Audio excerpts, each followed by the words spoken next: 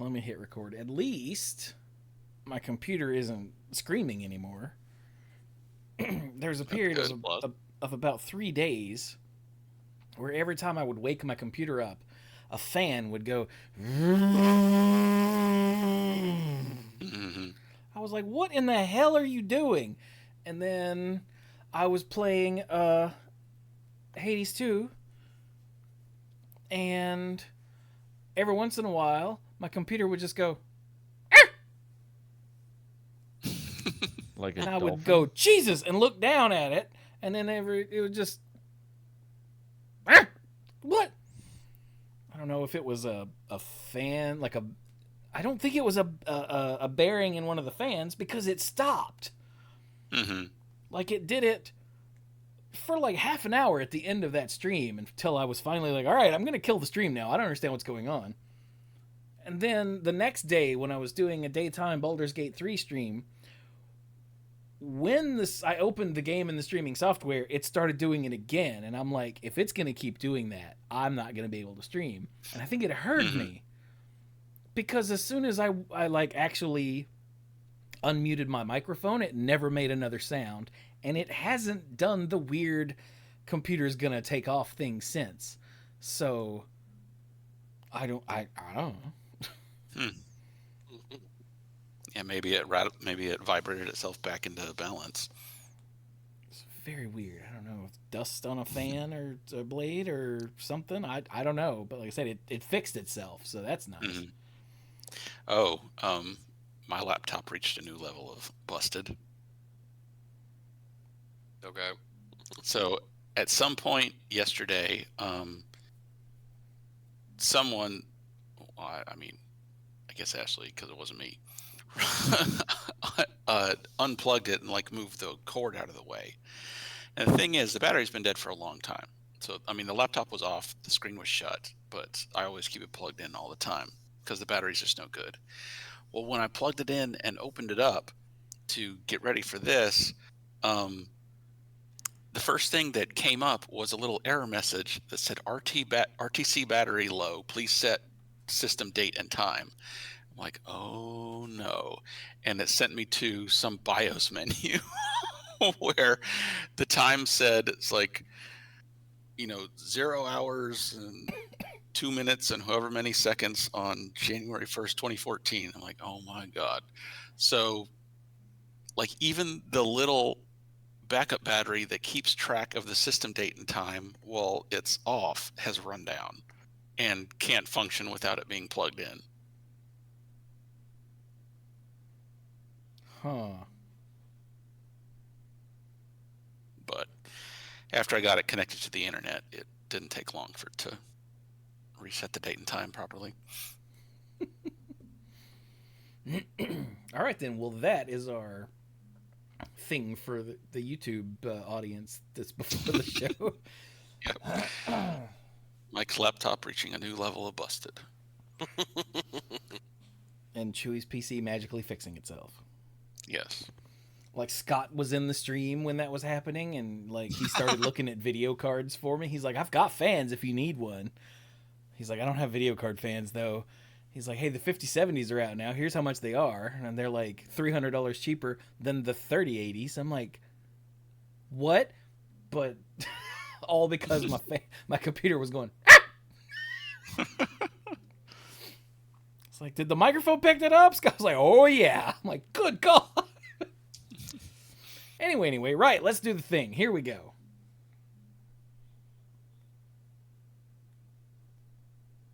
Oh, jam! Hello again and welcome to the Mana Pool. This is episode 736 of the Mana Pool, but that's not the important part.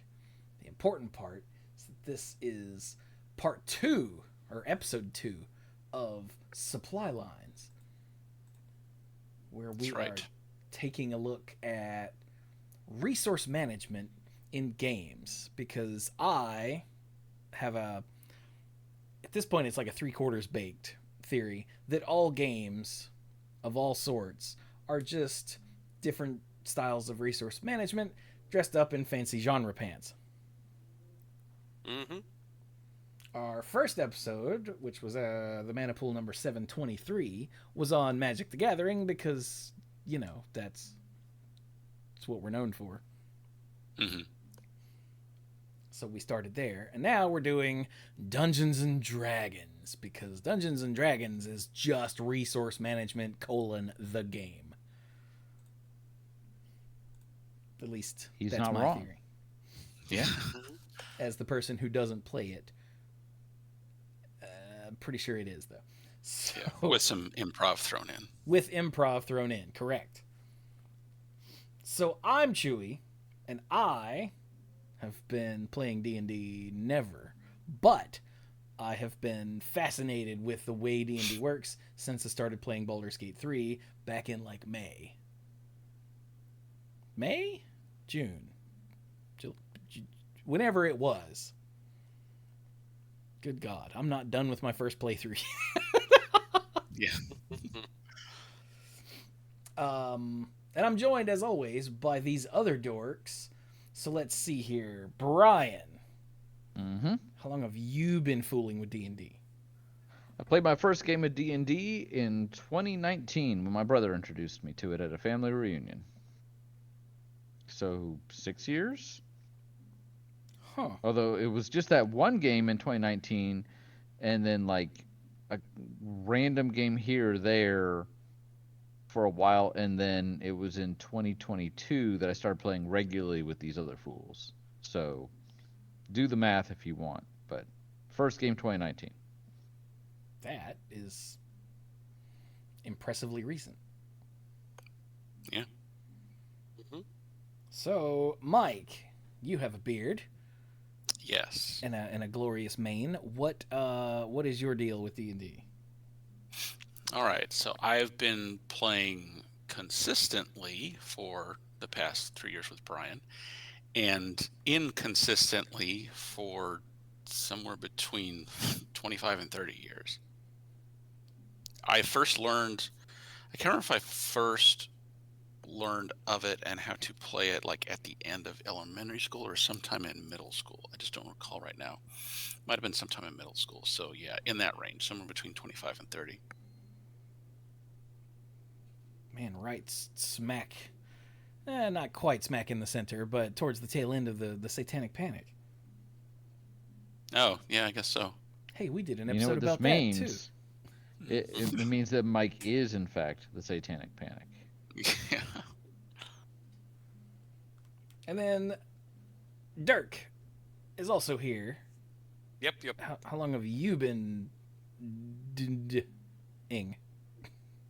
The very first time I played was 1999, 2000. Freshman year in college. One of the guys was trying to get a group together, and I played like one or two rounds, and or day, like I joined in once or twice in playing, and then the next go round was it wasn't college. After that, it was with you guys. So it kind of came around again once when Brian started up the group and everything. Huh.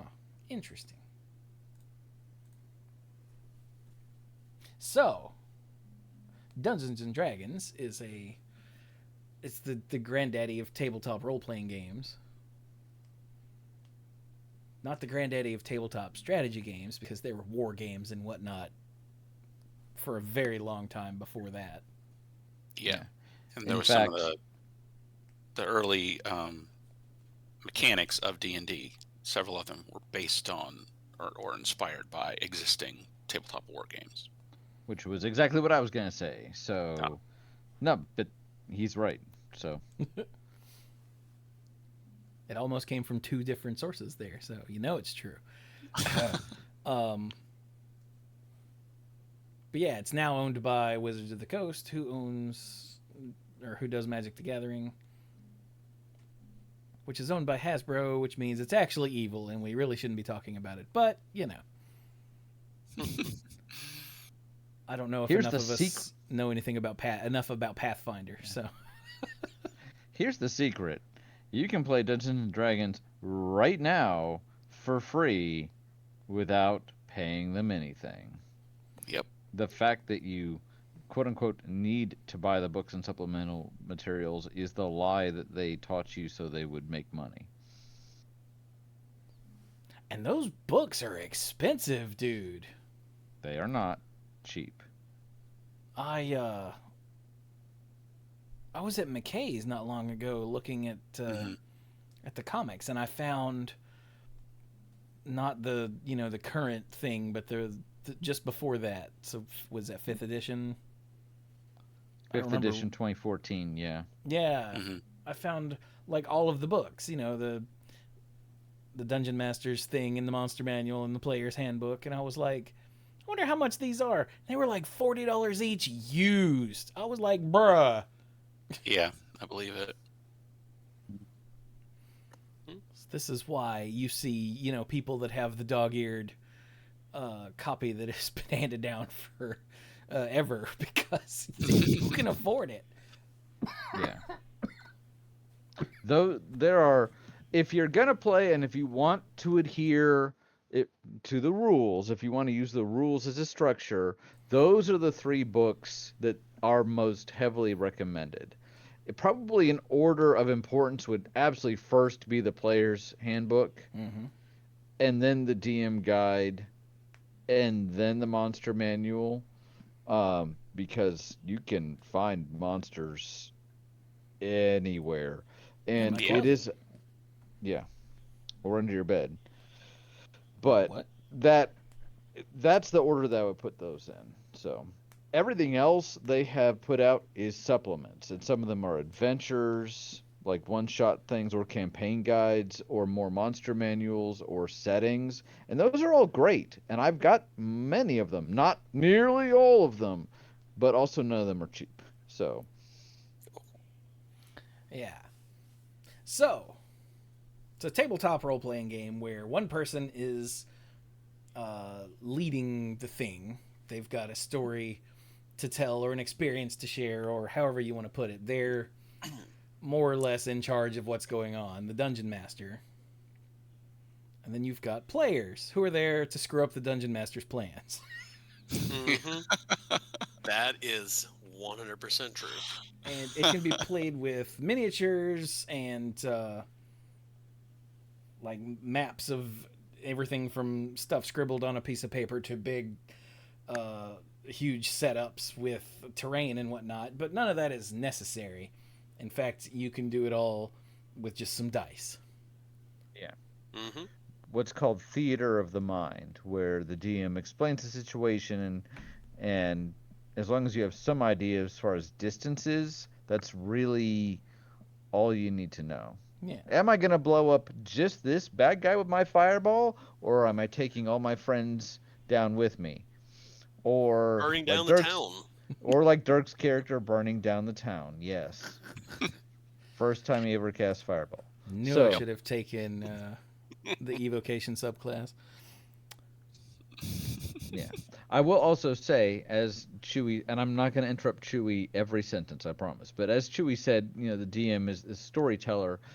Matt Mercer, who's probably one of the most famous DMs at this point because he's the DM for Critical Role, um, described Dungeons and Dragons as essentially community storytelling or cooperative storytelling. Yep. If you think that the DM is just telling the story by themselves, and if the DM only wants things to go one way and already has the entire story in their head, then they just need to write a book. But if you are willing to let your players, as you said, mess up the plans, that's where this really gets good. These guys have been messing up my plans for almost 4 years. So We were messing up your plans in the Manipool campaign the for even Maniple longer than that. RPG, absolutely, yeah. That was, geez, that was a long time. So, resource management is I'm not gonna say a large part of the game. It's the vast majority of the game. It is the game, basically. And it's a little overwhelming. Now, my experience with Dungeons and Dragons comes almost exclusively from playing Baldur's Gate 3, which I know is not it's not close. It's been heavily altered to fit the video game medium. Yeah, I know. But It's close enough. I mean, I have heard it's the most faithful adaptation by like miles and miles, having never played it. Interesting, because all I see are people complaining, well, that's not how it works in real D&D. Well, that's just because people like to complain. That's true, yeah. Compared to like Super Mario Brothers, it's way more accurate. D20. So, your resource management begins before you even start playing, because you need to create a character first. And this involves a race, which all of the different D&D races have various attributes and things and whatnot. It involves a class, so in Final Fantasy terms, a job, fighter, barbarian, rogue, sorcerer, wizard, whatever, and it involves a background where you get some skill proficiencies. It involves skill proficiencies. It involves putting points into your various what is the word? Attributes. Thank you. Attributes. Yeah. My brain was going special because I was hanging out with Renee while she was playing Fallout 4 more recently than I played Baldur's Gate 3. It's like, your special stats. Wait, no, that's not what it's called. What? So, I've never created a D&D character except for the one I made in Baldur's Gate 3, and they've streamlined it a lot for that. Like, all of your stats just are at 8, and then you have a number of points that you can put into your attributes, and once you get above I think 14, it takes 2 points to go up 1. Yeah, Okay. that's one of the options in pencil and paper, the point by system. Oh, Yeah. okay. Yeah, there's 3 main options in pencil and paper. There's the point by system, there's the standard array, where you just get a standard set of 6 numbers and decide where to put them, and there's rolling dice. There's, what was the last one? Rolling dice, Oh. which a lot of people see as the the proper official way. And I've seen different DMs handle this differently. But so basically your scores, you have 6 attributes, right? You have, let me see if I can do this off the top of my head without a character sheet in front of me. Strength, dexterity, constitution, wisdom, intelligence, and Really? Come the on, one man. that nobody needs it, the one that nobody uses. What? Perception? I use it all the time. Charisma. Wait.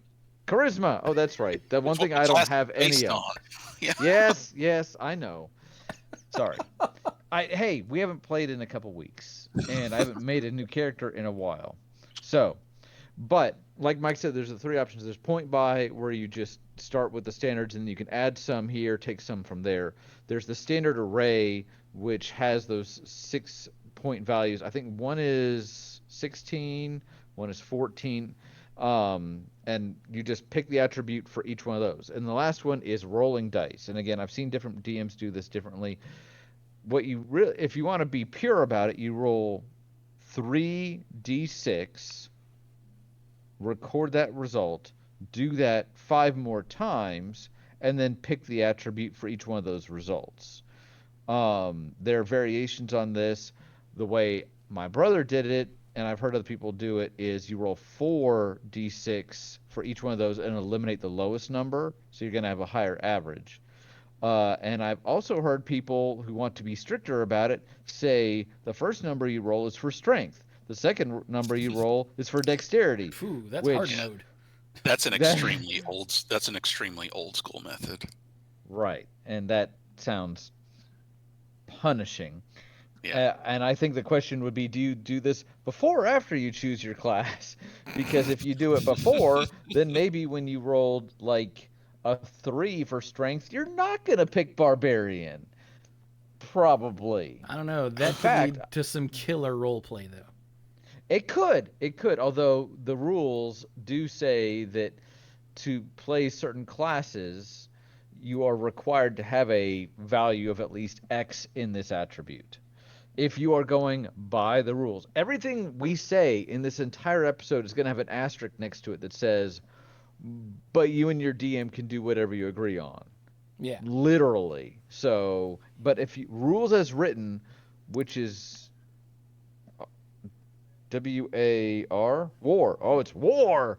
It Other way. is. Oh, It's raw. raw. Ooh, wow. Ooh. Did I just get both alphabetized wrong and dyslexic at the same time? It's Jeez. impressive, actually.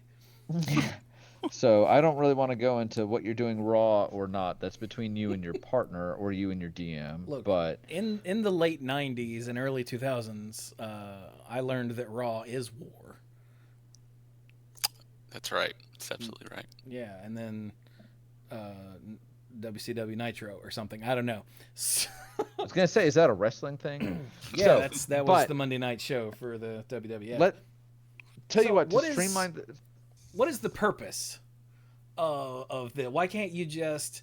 I mean, you can again, as always. If your DM allows it, then go for it. But what is the purpose of limiting you like this? I think the purpose is, and that's a good question. Honestly, I agree with what you said earlier.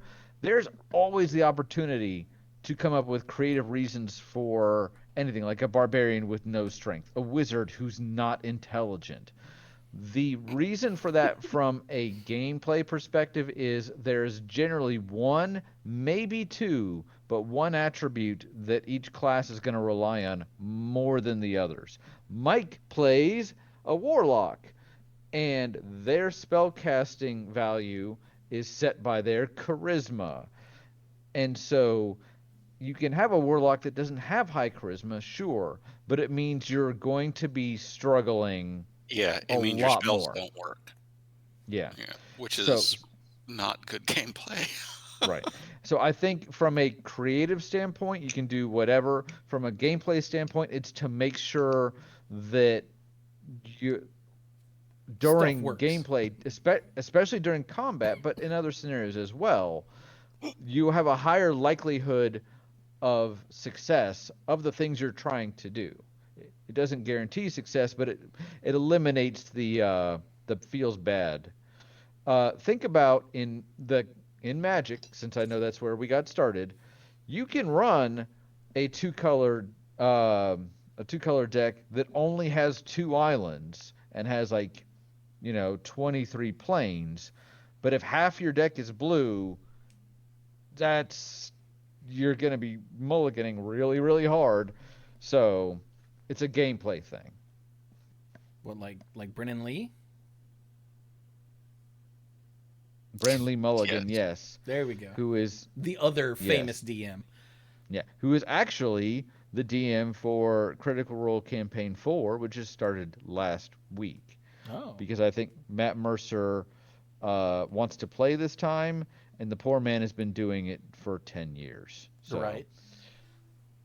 people really like So- Mulligan's style. But anyway, go ahead. So that's one side of it, but why not just put 18s at every stat? 'Cause that kind of trivializes it. That would I could see, like, if you have a group of newer players, and if you're not going to be playing the same game with them for 20 years, because then this would kind of defeat the point, maybe doing something like that, having higher than average scores to kind of help them break in the game. But as Mike said, it's also trivializing it. Nobody minds learning with training wheels at the beginning, or the bumpers in bowling, which Sam still uses, and I'm like, you're a teenager, come on now, come on. But at a certain point, you're gonna feel like it's almost like if your scores are too low, what you roll doesn't even matter unless it's a 19 or 20. because it's going to fail. If your scores are too high, it doesn't even matter what you roll, because unless it's a 1 or a 2, you're going to succeed. Yeah. So what's the And point? and not having any risk and not having any tension or danger is going to make the story beats suffer. Yeah.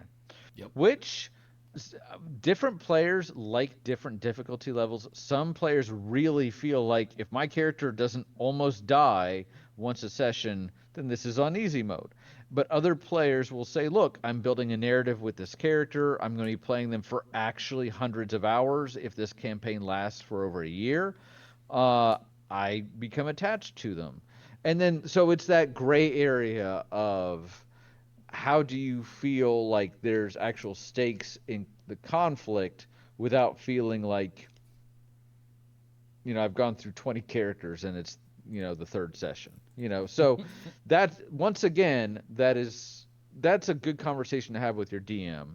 You mentioned character creation. I will say that a lot character creation a lot of times will take place in what's called a session zero, where you sit down with a DM either as a group or one-on-one and build your character. Session zero is always a great opportunity as well. And the new version of the player's handbook and the DM guide that they put out just last year in 2024 recommend having a session zero and go into detail about what topics you can cover. But you can cover things like, I want this to be deadly. I want to experience this. I want lots of social interaction versus I want to have a lot of puzzles and dungeons. Um, One of the reasons some people felt like the new books were woke is because they also recommend talking about like triggers. Like, I don't want there to be, sexual assault or to encounter characters that have done that because that's going to trigger me. Or we've talked about Chewie being scared of spiders before, and he's managed to cover magic cards with spiders all over them. But maybe if it's really bad, he'd rather not play a module called The Wrath of the Spider Queen, Spider, Spider, Spider, oh my god, more spiders. Things like that are great to cover in session zero. And while we're talking about resources and character creation, just wanted to throw that in there. Yeah, and that I will also helps shape, like, this is the thing Brian brought up that before the show that I had not even considered, not playing D&D, is the resources for the DM. Like, Yes. if your players are like, dude, we don't care about puzzles, then you're probably going to need to scale back on your puzzles. Yes. When you're designing the campaign and what they're going to run into. It's true, because you're going to spend hours getting these together or writing all this elvish, these elvish limericks that you're so proud of, and they're going to be like hitting the skip button, and you're going to be like little tear. As an example, from the Manipool RPG I put together years ago, and we started running very early on, I had the thought of like, okay, they're going to be in these woods, and resources are going to be kind of limited, so you guys have this much food. And in like session 2, Chewie pretty much vocalized, do we really need to be keeping track of how much food we're eating? And I'm like, yeah, I guess not. Like, it doesn't really bring anything to the story, because I wasn't going to make it hard. I could see a campaign where it's a survival thing, and that is kind of the focus, but that wasn't, I was trying to do too much. And when I got that feedback from you guys, I was like, if they're not going to track it, I'm not going to track it. Unless they're in a situation where they wake up and all their food has been stolen and they're on a timer, it doesn't matter. So it felt like needless bookkeeping and didn't Right. add anything to the procedure or make it more entertaining for the listeners. Wink, wink. And when we talk about bookkeeping, both for that RPG and for D&D, and I'm startled how many parallels I had, having at the time I built the game never played a D&D. Bookkeeping. You start to build your character, kind of taking us back to where we started. You start building your character, you look at your character sheet, and the dang thing is 3 to 4 pages long, depending on if you're using spells or not, and it's all these values. And especially in 5th edition, the books that they put out in 2014, you start reading the player handbook, and it's like you choose a race, what they call now species. And then you flip to the section of the book about classes. But then you have to go back to races for some of the values, but then you're referencing, all right, now you also get to pick your starting equipment. So you flip to the equipment page, and then you have to flip to the section on backgrounds. And it is a mishmash to the point that when I was getting ready to play with these guys, I actually made a cheat sheet for myself of the page numbers. The 2024 handbook, which we are not being paid by Wizards of the Coast, in fact, kind of the opposite, but the books they put out last year streamlined the character creation process so much. So while I say you don't have to buy the new books, this is an aspect they absolutely got right. So Yeah. they make it much easier. They When I also was making recommend. mine for our campaign, I already knew, okay, never mind. I'm just going to start with the class, then flip back to the Yeah. race, the species, then go to the other thing. And that is, in my experience dealing with you guys, talking to other people, literally last week I was in court and I was looking at something on my phone, and another attorney was like, "Hey, that's the icon for Magic the Arena." I'm like, "Yeah, I know." Uh, he's like, "You play?" Turns out he started playing Magic, like paper Magic, like 3 months ago, and he's gotten really Cool. into it. And then he told me about one of the public defenders that is running a D&D game for them, and he is obsessed with it, and he thinks she is doing an awesome job. And I'm like, really? And he's like, dude, they've gotten like 2% of the way through her world building, and it's amazing and all that.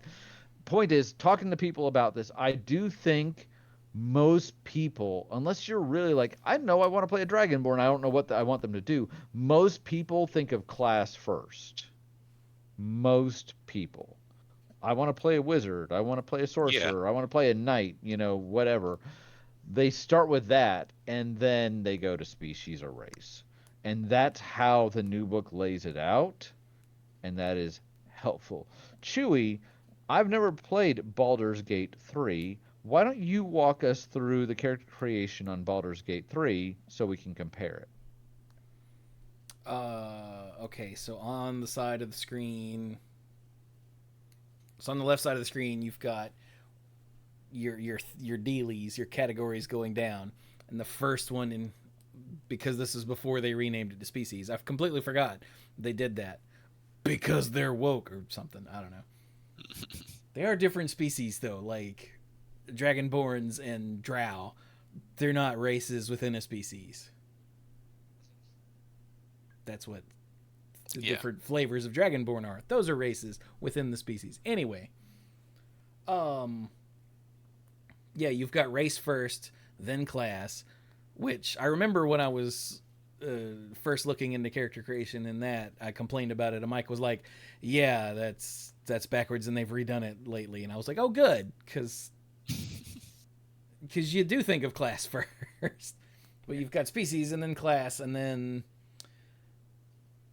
I think in that is where you do your skill proficiencies and whatnot. No, you've got your ability scores, and that's where you do all of your skill proficiencies and whatnot. Okay. And then I think it's spells if applicable. Backgrounds in there somewhere.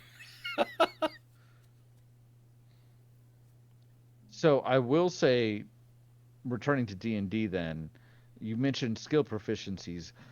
D&D from the jump is about resources, but it's also about choices. And I've heard a couple DMs mention that a lot of newer players or players that come to them through video games, like, oh, I enjoy Final Fantasy, I enjoy that, are immediately like, what can my character do? And the DM has to be like, what do you want them to do? Yeah. So having to break out of that mindset. Um, and again, I think part of it can feel overwhelming. I mentioned again the character sheet is pages. It's not like a book, but it's got a ton of values, and you start doing it, and you're like, okay, I pick my class, I pick my race, and then those give you certain proficiencies, like languages, like you're proficient in certain weapons. Well, what are those kinds of weapons? So it references a lot of things, and it can feel very overwhelming. But when we're talking about resources, not only do you have the attributes, the six I mentioned, but proficiencies are another resource for the characters to use, and they can be used at just various parts of the game, including many times out of combat. Some people feel like, oh, D&D is just a combat simulator, and if that's how your DM runs it, then sure, it's a boss rush. But most of the time, the three pillars are of gameplay are combat, exploration, and social, and they don't have to be balanced. It's whatever you guys really want to do. Sam will do combat, and she enjoys turning her sorcerer or her wizard into a Tyrannosaurus Rex. It's a whole thing. But she probably Baller. enjoys the social first, exploration next, and then combat. Whereas Trevor was the opposite, I think. Dirk mentioned that he was. That's correct. Yeah. Yes, he was. Does he still play at all? He started with No. us and then. He Okay. has. He floats around with what his interests are when it comes to that, because he was like, oh, I want to do magic, and then we play a little magic, and he's like, okay, and then he kind of walked off and did something else, and then he came and did D&D, and then he was like, oh, and then kind of walked off, and now he's come back to magic again. So Soon it'll just Okay. be Fortnite. no, his game of choice right now is Undertale. Oh. Nice. Oh, neat. Taking it back. So, point is, different players prefer different things. Some really enjoy dungeons, and I feel like my group has enjoyed them, and I haven't maybe given them enough, but it's where the story goes. So, but again, as a resource, something you select during character creation is languages, and a lot of times that will be set either by your race, because it will be like, hey, you're a human, you know two or three languages because you're boring. You can be whatever. If you're a dragonborn, you know common and draconic and maybe something else. Why do you know draconic? It's in your name. I mean, figure it out. And something like elves are gonna know elvish stuff like that. I think you could definitely Look at go all to your GM this and be like, species profiling we got going on here. yeah. I was gonna say, if you really want to go to your DM and be like, look, I was an elf, but I was raised by dwarves, so I don't know elvish. Hey, go nuts. But rules as written, raw. Uh, a lot of your proficiencies are choices that you will make, but they are generally set by your race and your class. Now, as Chewie mentioned earlier, one of the next things you choose in character creation is your background. They, for purposes of gameplay, the designers kind of assume, unless you're playing like a 10-year-old, which that's a choice, I guess, that your character, by the time they're an adventurer, they've already lived some kind of life. They didn't immediately choose this. So they've already been a soldier or an orphan on the street and or a hermit or one of the backgrounds, so that at the point they become an adventurer, they've got at least some experience, even at level 1. So your background is kind of basically where you've been before, and it gives you yet more proficiencies. If you're a street urchin like Aladdin, then you're going to be able to sneak your way around most urban settings a little more easier.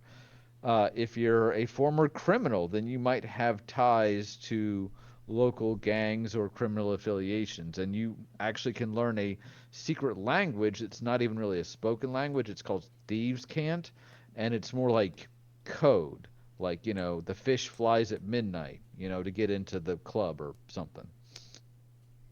So a lot of those are, again, set by your background or those other two, but they will also involve some choice. Do you want a sword, or do you want a pike, or do you want, a dirk?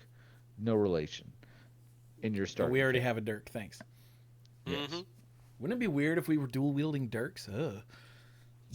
That's, Like in Baldur's Gate 3, because the background is from a role-playing perspective, is all in your head in Baldur's Gate. Each background gives you 2 proficiencies. Like, the like folk hero gives you, I don't know, it's like survival and persuasion or something. I can't remember the specifics. Yeah, something like that. Yeah. And it's also tied to what's called inspiration. I don't know if that's a thing in D&D, but when certain that's things... a thing with the DM referees. Mm-hmm. Oh, okay. Yeah. When certain things happen in the game, choices you make or story beats or whatever, depending on your character's background, they could get inspired, and you can store 4 inspirations and use it to re-roll any dice roll that is... Not any dice roll, because there are a bunch of hidden rolls in the game. I assume those are like DM rolls. But any dice roll that you make, where it shows your dice rolling, you can be like, ooh, use an inspiration point to try it again. That's interesting. Yeah, I think they did that to give backgrounds a gameplay function. So you want all of your characters, like Will and I both are folk heroes in Baldur's Gate 3. So while that means sometimes we get 2 inspiration points, that also means sometimes we get none. So you want to have those different backgrounds so you get as many inspiration points as you can. But then that's another resource, because you can only store 4 of them in the game, which is silly, because it just seems silly to me. Well, just wait. So this is actually a 1-for-1 comparison, kind of. Oh, yeah? Inspiration exists in D&D, and I want to be clear. I wish they had used a different word for this, but bards have a specific mechanic called bardic inspiration. Yeah. No relation. But when we're talking about inspiration is a little bit like, oh, you did such a good job. Inspiration was on my list. It is a DM resource that is actually given to the players.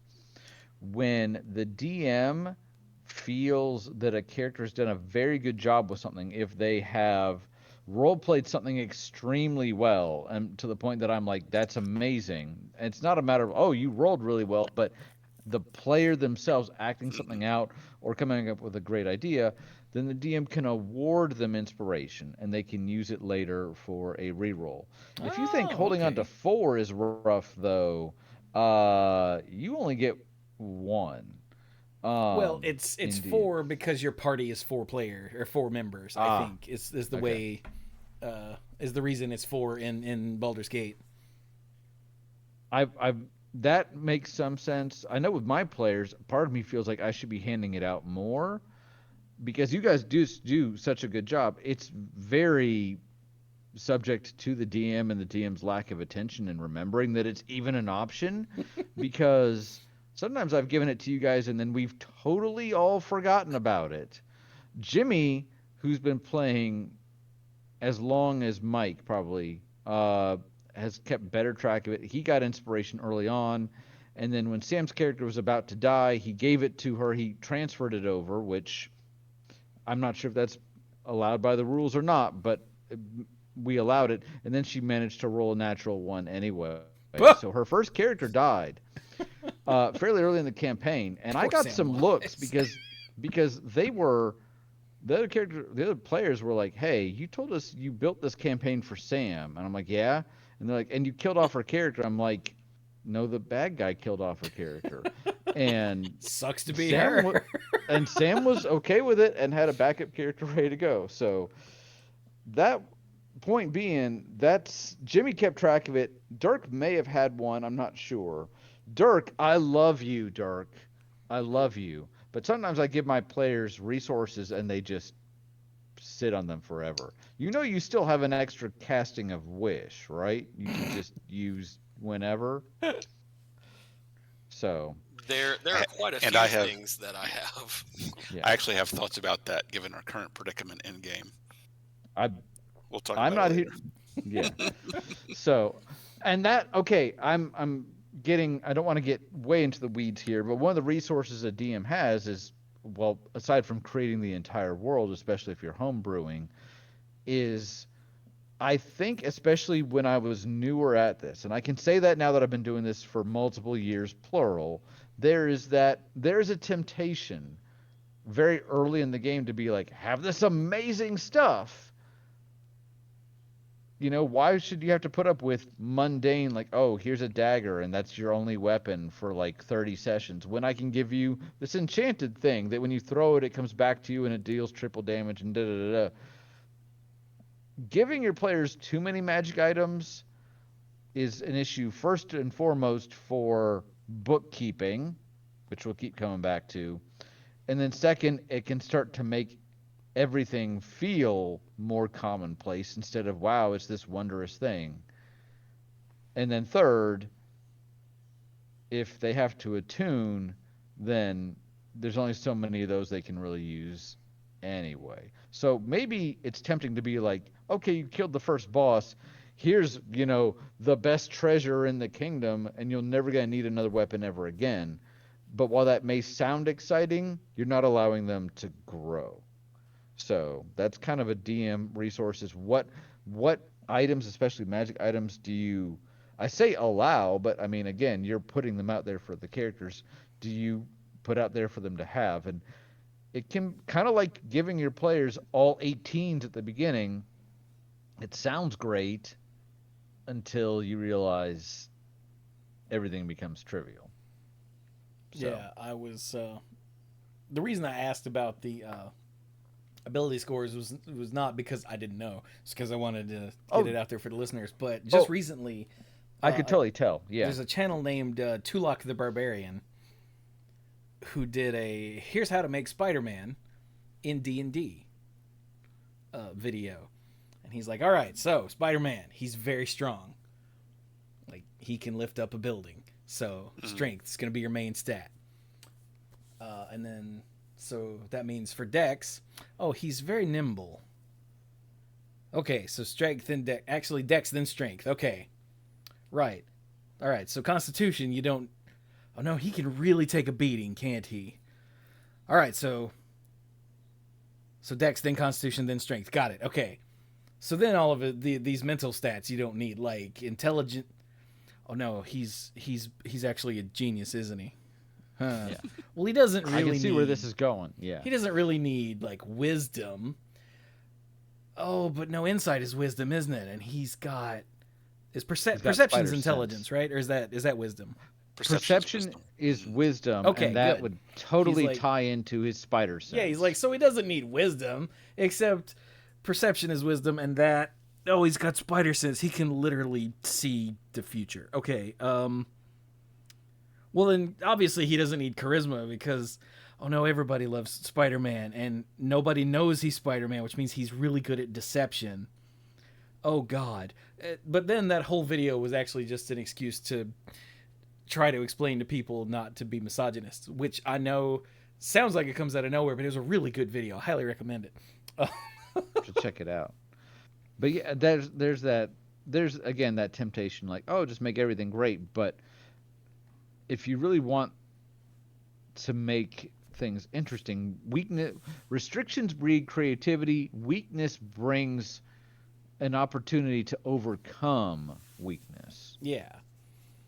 I also think there's this tendency with your first player, and I've been there and I've seen others, to play a little more straightforward character, the classic, like, good versus evil, and maybe you're on the evil side and mixing it up a bit, but the stereotypical, very JRPG protagonist sort of hero. And then once you've finished a campaign or you've gone as far as you want with that character, then you have more exploration. Like, I can tell with Mike's warlock character, this is not the first character he's built, because his character isn't like super wild or crazy, but it's more inventive and creative than some. Oh, I'm not saying than like other characters, but there's a little more of that. Example here again, not gonna. No, but like as an example, I'm not gonna keep bringing up Critical Role, but they are the best known streamers of D&D. Their first campaign was their group's name was Vox Machina, and they're kind of some screw ups, but for the most part, it's the traditional high fantasy stuff. Their second group, they almost went out of their way to be like, these guys are just words I can't say on here, but they are absolutely the misfits. You could tell they were like, all right, now who do I want to play to like completely mess with things? And they are the Chaos Brigade, and their name is the Mighty Nine. And actually, not getting paid by them either, but if you enjoyed the animated series, The Legend of Vox Machina, the Mighty Nine is coming to Amazon Prime in November, and these guys are stupid and they are screw ups, and it is so wonderful to watch. And it is worth. You don't need to know anything about D&D. I recommend probably checking it out if the show was half as good as their campaign was. But bringing it back again, don't feel like you have to just do the stereotypical, oh, I'm a paladin, so I believe in good and justice and all. If that's what you want to play, that's fine. But this is also an opportunity to play however you want. Does Baldur's Gate have alignment? No. No. Okay. Yeah, it does have. So like the characters do have they lean either good or evil or selfish or not. Like when you do something altruistic and Astarion is in your party, it'll pop up Astarion disapproves. That's interesting. But it's all relative to your choices as the player rather than an actual alignment chart. Like Minthara is a straight up evil character, and if you take the story in a certain way, then she can join your party. And then she will be like, what we need to do is take over everything ourselves. And every time I talk to her, I'm like, Jesus, lady. I'm leaving you at camp. God. Like, helm be with you. If you leave a character at camp, like let's say you disapprove of their motives, if you leave them there long enough, will they just F off and go back to the main story, or will they just remain at camp forever? Oh no, once someone joins your camp, unless you take specific action that would cause them to leave your party, they're just there. Okay. So in a way, you're ridding the world of a chaotic evil influence by being like, sure, you can join. Now sit on this stump forever. Yeah. You can hang out in the hotel room, sweetheart. We'll go handle all the things. I'm not entirely clear on if their approval rating changes based on what you do if they're not in your party. I know you don't get the little notifications. There's a mod that will add those, so I assume that it still changes their approval rating up or down. Like private eyes, they're watching you. I love that song. Everybody does. But yeah, the alignment is not a thing. Now, like, Okay. for instance, if the Druid Grove at the very beginning, if you side with the bad guys and raid the Grove, then I'm pretty sure 2 members of your party will turn on you and will turn hostile and permanently leave your party. Oh, hey, Mike resubbed for 66 months and said everyone liked that. See what you did there. But again, it's not specifically alignment. It's more, the good characters really don't like it when you do really, really horrible, genocidal things.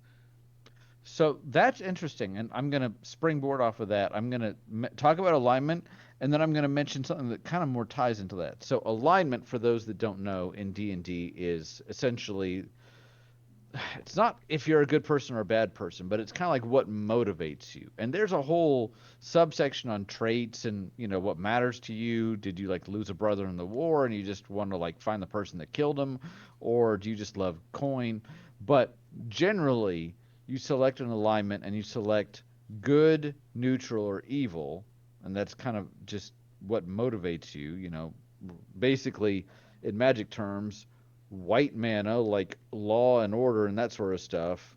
Neutral, which would be more like probably green, like whatever, Hmm. or black, which is evil, which might as well be synonymous in this case for selfish. Doesn't necessarily mean that you want to praise the demon lord. If you want to, that's fine, but it's more about looking out for you, number one.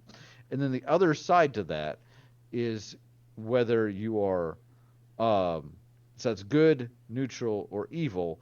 And then related to this, but actually on a different axis, is lawful, neutral, or chaotic.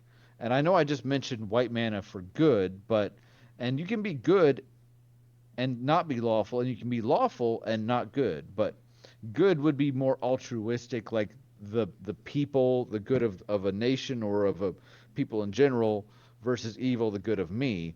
Lawful is rules are good. You should follow the rules. The rules are there. People in charge are there because they're supposed to be there. Order, structure, da da da. Neutral is more like, again, I see positives and minuses, and then chaotic is spider punk, Th- yeah. burn down the system, Like I've always tried to live my life as chaotic good whenever possible. and that is a valid choice. So instead of being like just good or just lawful, essentially you have one of the first values, good, neutral, or evil, and then you have one of the second values, um, lawful, neutral, or chaotic. So good, neutral, etc. It's a 9 value grid. Not going to go into all those. You guys can figure it out. And yes, true neutral, neutral is definitely a choice. Whether or not people feel like that makes And for a really bland character is and questionable, but those people are sociopaths and terrify me. you would think it would be like, oh, we're good with everything. No, not really. You can be extremely antipathic. You can be that can be problematic.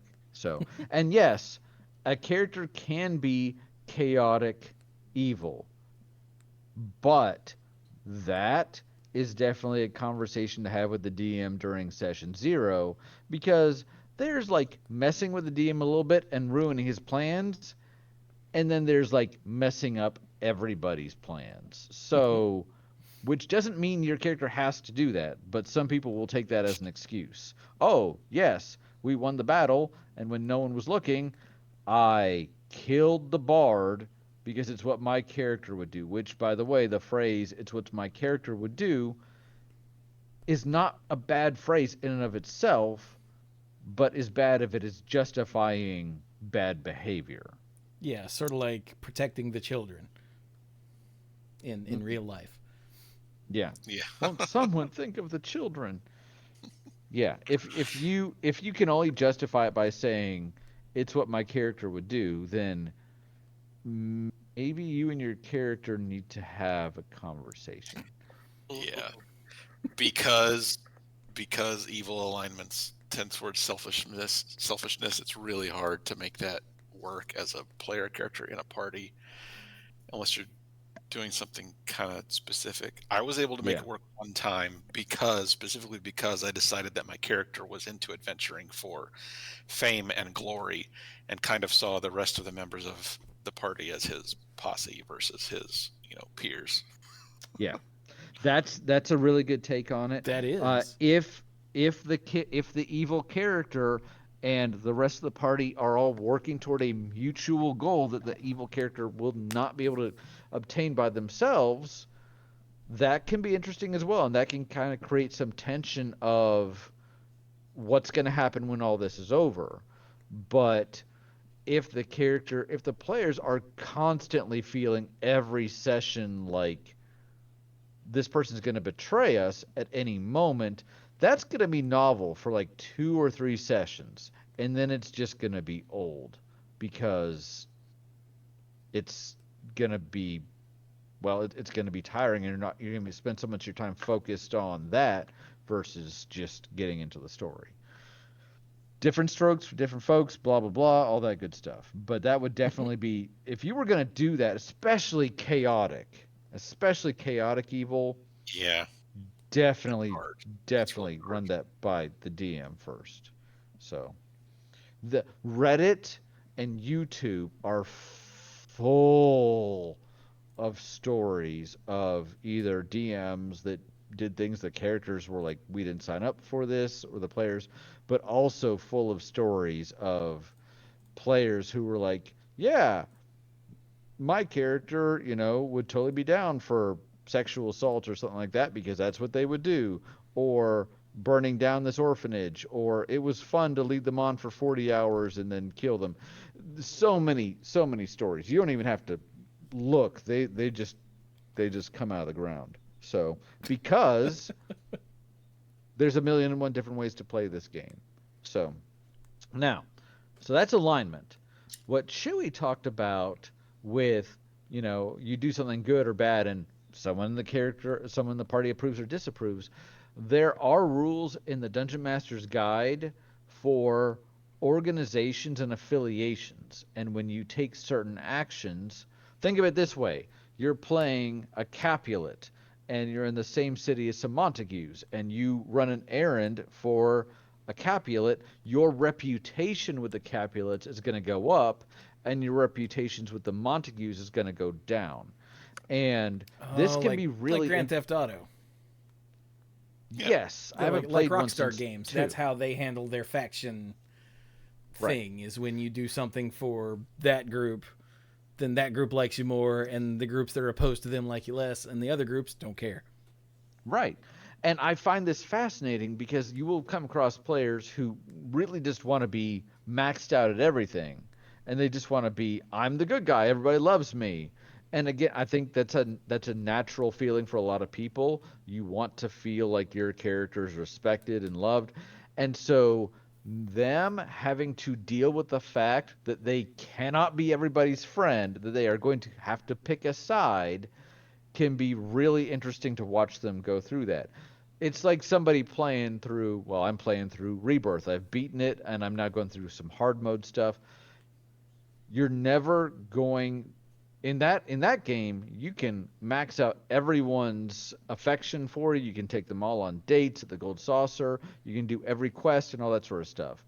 But in this game, as long as the DM doesn't cave into that, you're never going to be able to max out everybody if by helping one group you are becoming um, you're gaining enmity with another. So it kind of balances itself out. You have to make, what we talk about, choices. So affiliations and reputation are another player resource, and like so many, it depends on the setting. It depends on how much it matters to the DM and the world that they're in.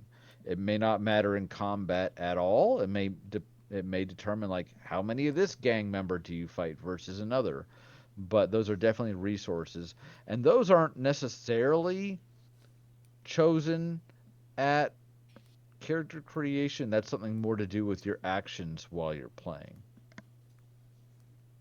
Yeah. So before we get too far afield, let's go back to character creation. So we've Yeah, talked let's. about the species thing. Each species gives you different abilities or skill points or whatever that others don't. Right. Mhm. Your We talked about background. We talked about your ability scores, but we didn't actually talk about classes, which Not as is much. which is really like the major decision. It is. Most people, I mean, some people might have an opinion about if you play an elf or a dwarf or a dragonborn. I think a lot of people are like, can I play a dragon? No, well, I can play a dragonborn. But most people are like, I want to play a fighter or I want to play a wizard or something. Those are kind of the polar opposites, but somewhere in there, they want to say, kind of goes back to that first question that I know a lot of players ask is, what can my character do? And again, a lot of times the question is, what do you want them to do? But what training and experience do they have? A Yeah, fighter or a everyone can attempt to jump on top of the Sure. cave troll and stab down through their skull with a sword. Yeah. But Yeah. it's going to depend on how successful you are. It's going to depend on a lot of factors. I could right now wave my hands in the air and try to conjure a fireball through the internet at Chewie. He could. He's done it before. Did it hit you yet? So, no. But in D&D, not yet. No, I'm still good. not yet. Okay. But in D&D, like a barbarian can try to learn a spell, but it's probably not going to go as well as a wizard. So, what is the person capable of doing? And again, you might have some people like, I want to do it all. Well, No. no. Be a bard. There's That's true. They even have an ability called Jack of all trades. But That's pretty funny. usually you're going to want to figure out, like, am I a punchy guy or am I a spell guy? Or am I a support guy? Am I a tank? You know, what am I doing? Like Am I a weirdo? now, the party that I'm considering putting together for my next run through of Baldur's Gate on a higher difficulty, I'm considering a Sorlock. So that's a sorcerer and a warlock that is going to focus on trying to get crits with Eldritch Blast. Makes sense. So the final build will be 6 levels of sorcerer, 2 levels of Great Old One warlock, and then what is that, 8? So 4 levels of champion fighter. Yeah. For the action surge. Well, the action surge and the thing that makes crits easier to get, that champions get. Yeah.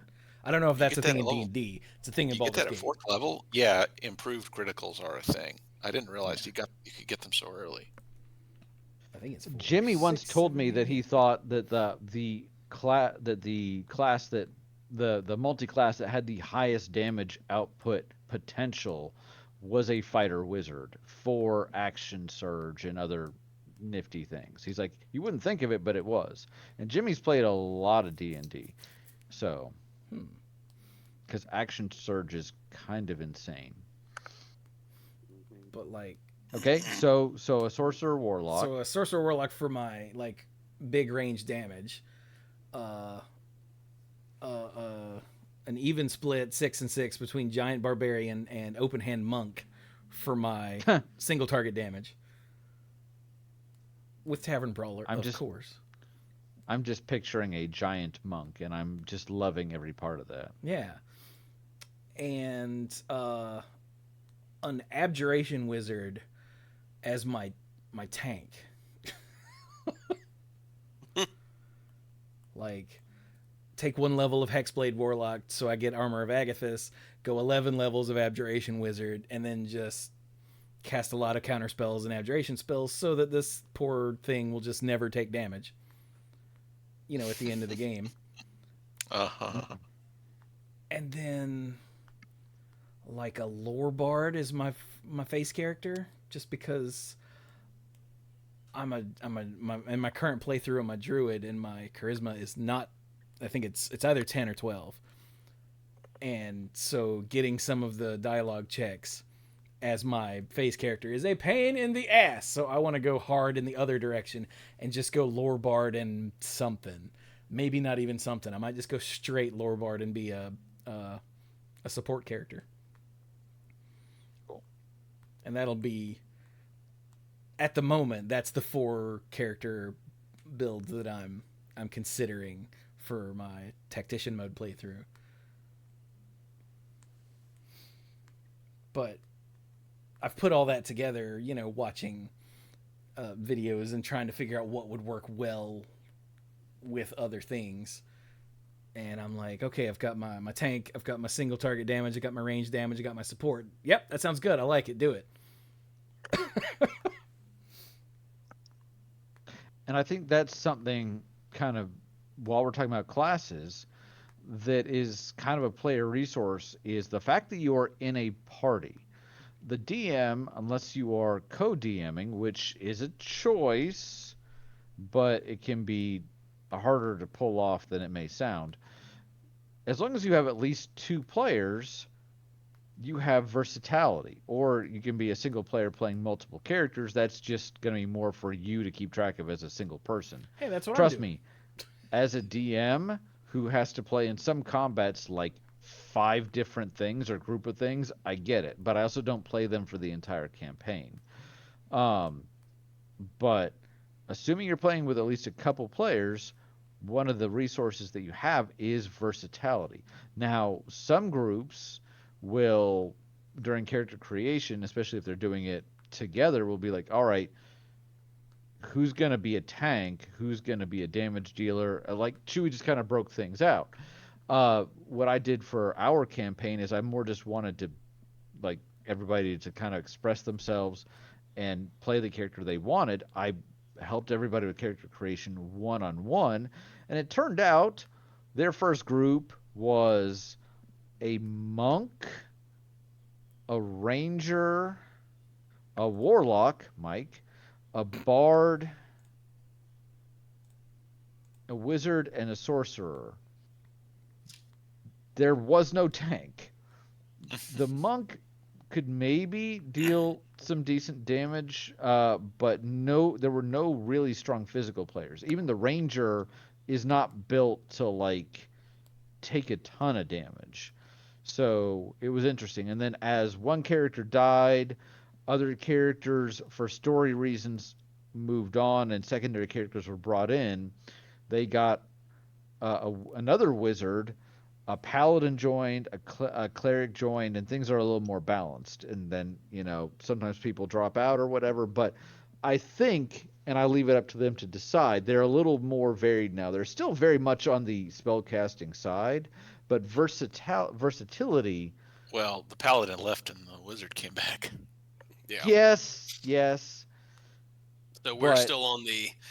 There's tons of casters, but at the same time, with having a ton of casters, all we do is we walk in and it's like, oh, there's something that's coming after us. Well, as long as it doesn't get close enough, Yeah.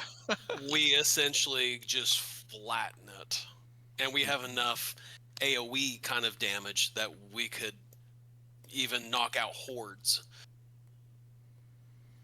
Yeah, you don't have to be able to take damage if your enemies never get a chance to deal damage.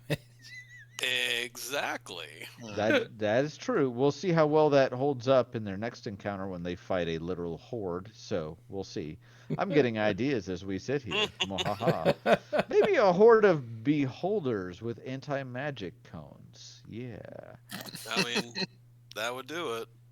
I just like there was the village of zombies, and there were quite a few zombies that came after us, and we essentially just dropped shatter on them, one right after the other, until they stopped coming after us. I remember that, yes. So, but before we get too far afield in our own stories, versatility, being able to, we talked about weaknesses as being more interesting for storytelling than all strengths. Well, with multiple characters, you can try to shore up each person's weaknesses. For example, and I know I said I wouldn't tell personal stories, but I can't help it. If one character is prone to getting mind controlled, then they have others with them that can maybe help snap them out of it, or mitigate the damage a bit. Please tell me that's Mike. Yeah. Oh, it's Yeah. And the worst part is that warlocks have a built-in proficiency with wisdom saves, but it doesn't save me. No. Every time the succubus, I can't remember everything that has controlled your character's mind. You're just like, It's been so yes, many. master. So, It's a running And joke at this point. because some of my spellcasting skills are so dangerous, it can get bad really fast. the last time that one of the last times that Dirk had to miss a session, they were in the Underdark, and a mind flayer took over Mike's character's mind, and it almost killed Dirk's character while he wasn't there. But it didn't happen. So, but he was severe. You talk about you mentioned Eldritch Blast, and some people feel like Eldritch Blast is a bit overpowered for a cantrip, but it's kind of their bread and butter. I'll say it's the point, though. But there are definitely things that the Warlock can do that are very explosive, and not in a fireball way, just very like take 90 damage sort of way. So, but for the most part, again, you can balance each other's strengths and weaknesses out, and they don't have to be in combat. You may have a rogue in your party, and that rogue is terrible at social situations. Maybe they have low charisma. Maybe it's just very obvious to everyone they meet that, oh, this person's going to steal your shoes or whatever.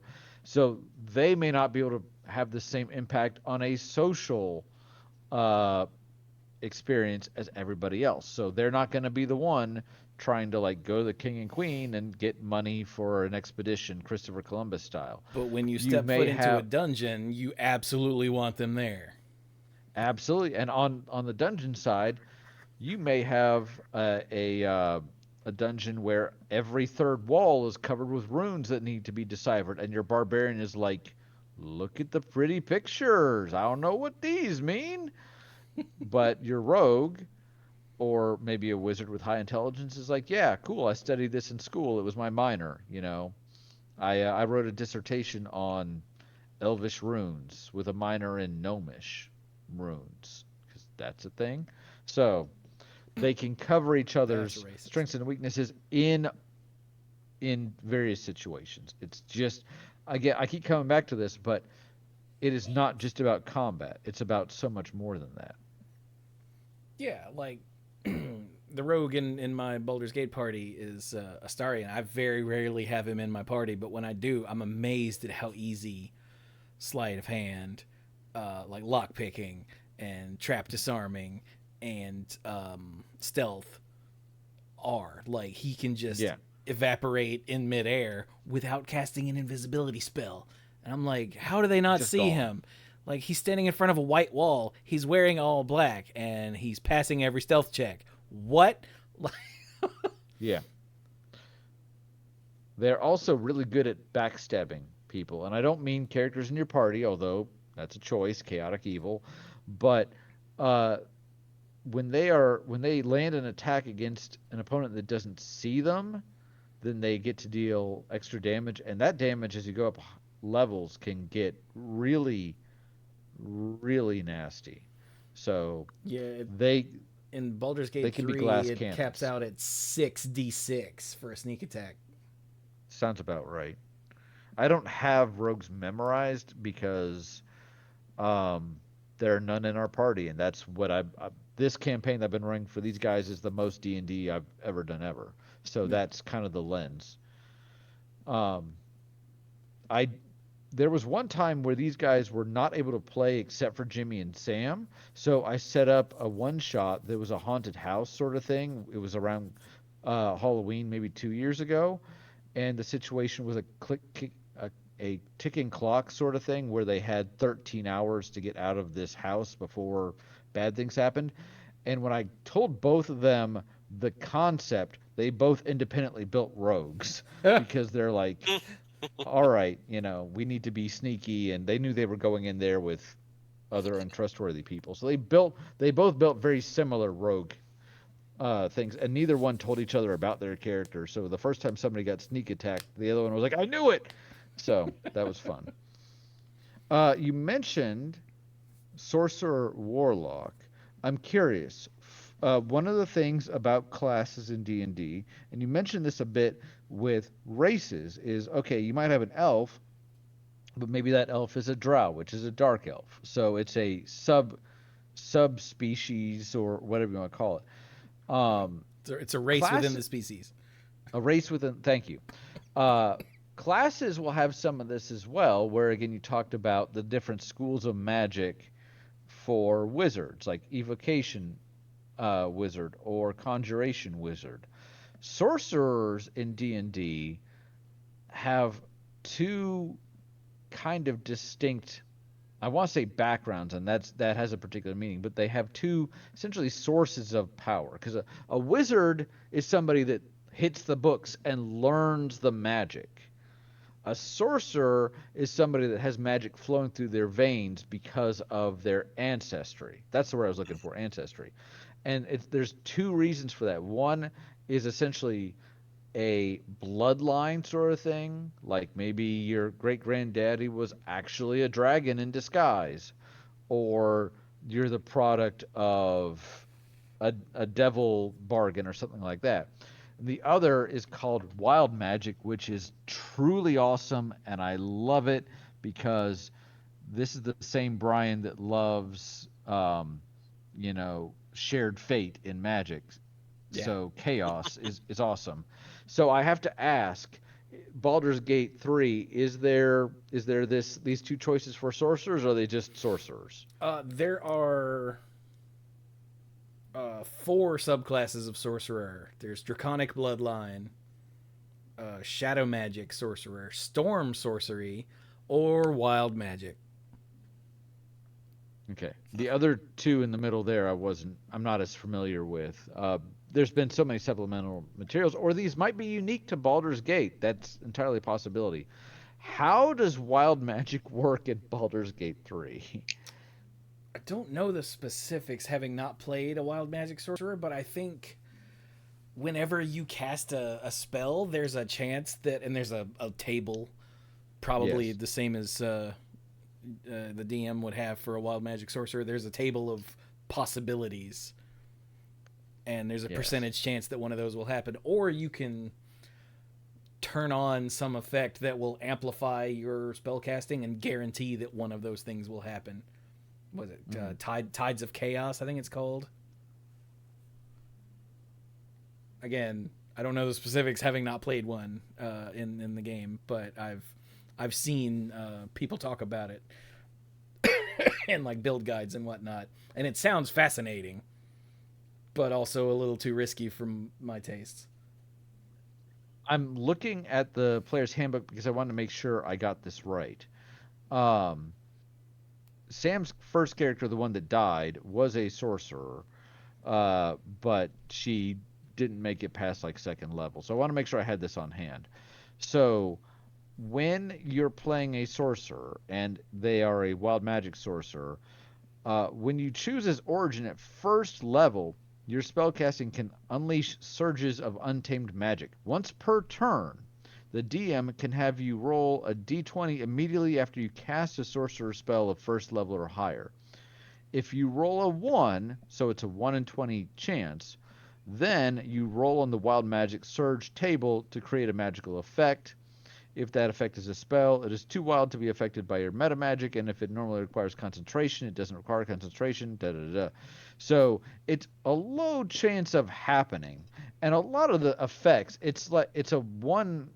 There are 50 effects. You roll percentage. You roll a d100, and everything on the table has a 2% chance of happening. It's results of 1 to 2, do this, 3 to 4, do this, etc.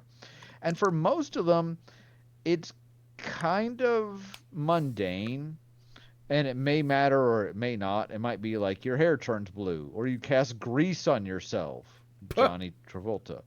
But some of them are like, you can take 1 additional action immediately, something like that. So Summon a Cambion. What? I know that's one in Baldur's Gate. Mm-hmm. there's more here than I'm gonna read because I'm not gonna read 50 effects. So Yeah. Cast but a fireball always- at your feet, I think is one. yeah, Like it Yeah. that is, it can Um, get silly fast and completely screw you fast. So, which is why I'm not going to do that for my honor mode attempt. But no, but again, it feeds into chaos. There was a room in a dungeon that my my characters. They're not my characters. My players entered. You guys probably remember this encounter. And it was subject to volatile magic, so I made a custom chaos magic table for that, where if it most of the effects were very mundane, unless you hit like very high or very low. And it was just every time a spell was cast. And it was for one encounter only, and I thought it was hilarious. The dwarf, his hair, of all the people to get it, his hair doubled. So all the hair on his body grew twice as long, and then it doubled again. And then at one point he shrunk to like a tenth of his size. So he was basically cousin it because the hair didn't shrink. So, and Jimmy, who played the dwarf, thought it was the best thing ever. And when he was cured of the effects later, he specifically made sure to not lose the hair. So, oh yeah, Yes, it's he good stuff. remains luxurious. Yeah, he got it braided and has coins and all that good stuff. So these classes, I am all about getting far afield on these things, but these classes are all. I don't know how many classes are in Baldur's Gate 3, but 12. in 12, but in D&D 5th edition, which is even though they put out the new books last year, it's still 5th edition. Um, they have some similarities, like spell casting classes, wizard, sorcerer, warlock, but and fighter classes, but they are each mechanically distinct enough that they play very differently. Yeah. Dirk, Yep. you've been quiet for a little bit. In my campaign, you have played both a paladin and a wizard, which are two very different play styles. Hmm. Have they felt like different characters to you, Roland and The David. other one. David? Yeah, Yes, thank you. David. Yeah. Um, yes. Um, I I didn't play around with the paladin enough to really start to feel out the best way to play him. Roland has been a lot more fun to play, just because he still has, at least from my time playing him, he still has a lot of little tricks and things. Um, and again, being the very first like main character I've played and everything, there's a lot that I've looked back on and been like, I probably would have done something a little bit different, because he's he has in there where he can deal like he can. It's like a necrotic spell that's a higher level where I can like kill someone and bring them back, like as a servant, like a zombie. So that one doesn't really fall really in the wheelhouse of my character, but it's a spell he can learn at that level. So there's just a couple things that I think I could do with him.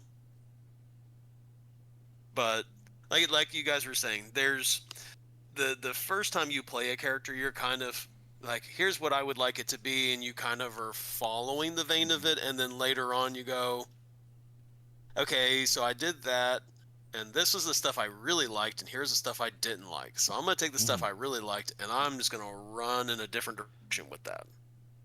Well, and I'm sure that I will do something completely different whenever I play D&D again with a new character.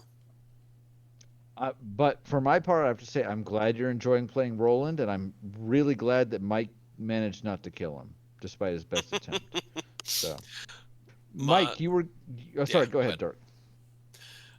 Well, the one that I really liked was the swamp creature when we were underwater, and essentially it was like the best reminiscence of it was like the Emperor going shooting lightning at Mace Windu. That was what I was doing at this monster, was shooting lightning at this monster. Yeah, you were casting lightning at an aboleth while you were all underwater. So, yes. That seems like either a brilliant idea or a terrible one. It was a little bit of both. I had to really go into the rules on that one. So, the aboleth was the one time that Mike did not get mind controlled. Somebody else did. Yeah, Good job, right. buddy. Yep. I And was gonna, they all had to jump on top of the other character and be like, "Don't do it." Mike, you were gonna say something, and I was calling out Dirk because I thought because he's played a couple different classes, I wanted his opinion on that. But what were you gonna say? I maybe I just made a noise. I don't recall intending to say Well, something. you've also been playing long beyond this campaign that we're running right now, so you've seen how the different classes have played over different editions as well. Yes. My memories of earlier editions are a little foggy. Like I don't remember all the ins and outs that really made like wizards different from sorcerers in earlier versions of the game. Um, there were some. Uh, there was a class in fourth edition that I really enjoyed, and unfortunately it didn't come around in fifth. I don't know if they've added it back with a supplement. At first it was called the Warlord, and later they changed the name to the Marshal. But it was a fighter class that was also it was a fighting, it was a melee class that could also be used as a controller or a healer or a couple of other things depending on which prestige path you wanted to go down. And I That's thought neat. that was really cool. I played that character for a long time in a campaign with Austin and Gabe and some other people.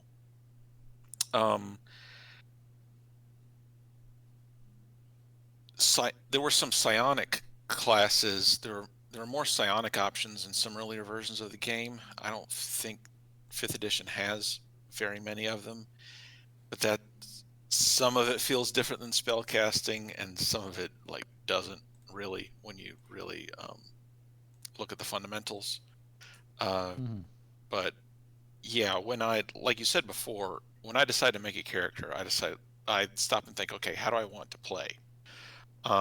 And what kind of cool things do I want to be doing later on? It's like, even though I Mm-hmm. might not get that far in a given campaign, I'm looking at the, levels 15 through 18, features to think like, okay, seeing this is where this class eventually goes and does a lot to, explain what the class is all about and what they want to be doing. Is this what I want to be doing? Or do I want to be doing something else? So if I just want to get in enemies' faces, it's going to be like a barbarian or a monk. Um, spell casting, sure. If I want to make my spells fancy, sorcerer. If I want to really min max whichever schools of spells I want to get into, wizard. Um, if I want the character to be a little more versatile and be doing different things, then I might choose a hybridized class. Like a fighter can do all kinds of different things. A paladin is basically a cross between a fighter and a cleric. A warlock can be built out in tons of different ways. So yeah, I go with like, what do I want to do? That's, that determines which class I want to pick, because they do play quite a bit differently from each other when you look at all the special features that they have compared to others. When when these guys leveled up for the first time, they had just kind of completed a section with a essentially an outlaw camp, and I sent an email and we discussed it. And I said, "Hey, if you want to multi-class, here's kind of the rules for this." And I explained that the rule book says to multi-class into fighter, you need this much strength or whatever. I'm not too worried about that if you have a story explanation. Da, da, da.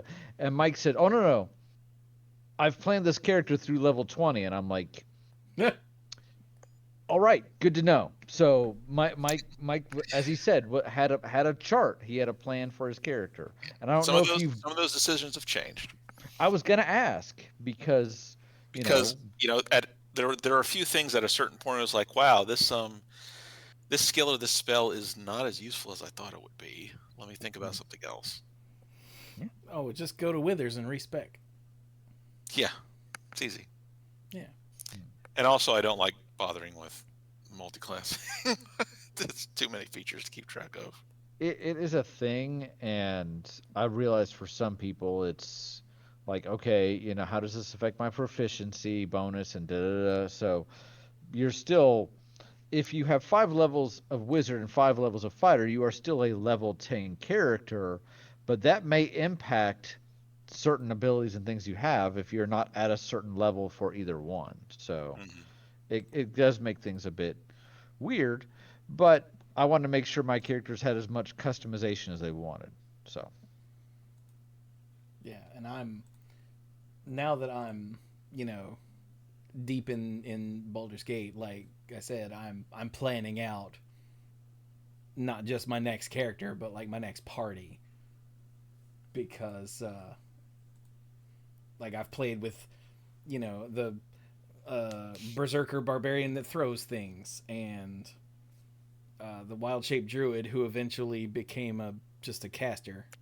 And until I discovered the Dilophosaurus wild shape, and now I do that like every other fight. Like Myrmidons are cool, but they take 2 charges, and I'd rather be a dinosaur twice. You know what I mean? yeah, turning into dinosaurs is pretty sweet. I mean, I spent like a good chunk of the game just being an ice caster. Like I was a frost mage that could turn into an owlbear if I needed to, and now I've completely dropped all of that, and I'm like a support caster who turns into dinosaurs and spits acid. You know, and Like that's you without do. respecking. That was just changing my gear. um, but yeah, I've played this character, and I've played this kind of character, and I've got this kind of character, and now I've got all that on my system. So I want to try some of the classes that I, didn't touch. I've done one boss fight with a paladin, and it was a brutal boss fight, and the paladin did most of the damage. And I was like, holy crap, paladins are kind of OP. Probably not going to do that on my next run. Might do that on the one after that when I decide to go honor mode. But I've got like a build in mind, and like I don't have level by level what I'm gonna do, but I have a rough idea of what the end point is, and a rough idea of like what order I should probably take things, levels of what class and whatnot based on the difficulty of what's going on. Like if I find that I'm not doing enough damage, I might want to take that second level of fighter earlier than I might have thought, just so I can have action surge, so I can deal more damage because we're not killing stuff fast enough. That sort of thing. Yeah. Yeah. And again, it sounds like we've gotten off topic, but we haven't, because all of No. these decisions are resources available to the players. And a lot of them are coming about through, if we take it back, through character creation, which we have not completely gotten away from this whole time, believe it or not. Yeah. So you pick your race, you pick your class, you have multiple decisions at both of these points. As I mentioned in the book, as I mentioned before, then one of the things you pick is your starting equipment, which some of it may feel very okay. Do I want a sword, or do I want a bigger sword? And one might sound better, but maybe the other one is a little faster, and you can hold it with one hand, that sort of thing. Some of these choices may feel like they're not going to impact your character a whole lot down the road, especially if you're somewhere where you can just buy more stuff and be like, you know what, I'm really not using these darts. One of the questions that always seems to come up for people that have something like a crossbow or a longbow is, does the DM keep track of ammo? And if you remember, this came up in our custom RPG as well, because Dirk's character did all the shooting with the arrows ever. Ah, that's where Trevor got it from. Yeah, He he gets learned it it by honest. watching. He learned it from watching you. You know.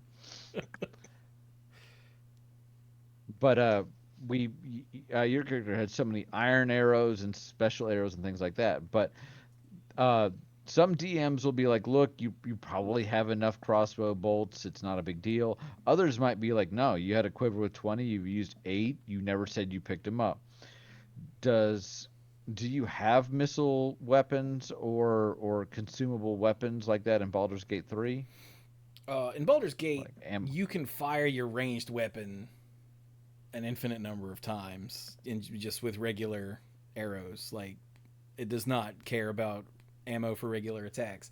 There are a variety of magical arrows that are a consumable resource.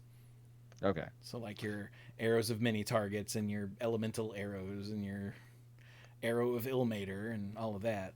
Those are all things that you can find and sell or find and use, or like me, find and hoard and then realize, why can't I carry anything? Oh, it's because I've got 18 pounds of arrows. Jesus. Because I forget to use them. So does Baldur's Gate 3 use encumbrance? Oh, yeah. Your strength score is primarily where that comes from, you know, as it is in every game that has encumbrance. And there are a variety of other factors that contribute to it, but it is a constant struggle. I feel like Renee, like when Renee plays Fallout 4, she's playing the base building game. If you've played Fallout 4, then you'll understand what I'm talking about, right, Dirk?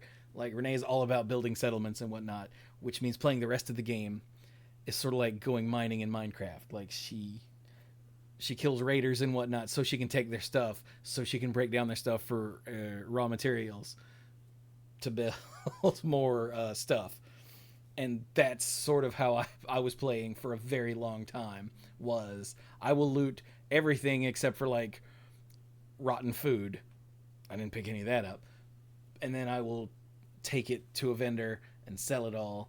And now I have like 50,000 gold and nothing to spend gold on. So now I've learned I don't have to pick everything up anymore. Hey!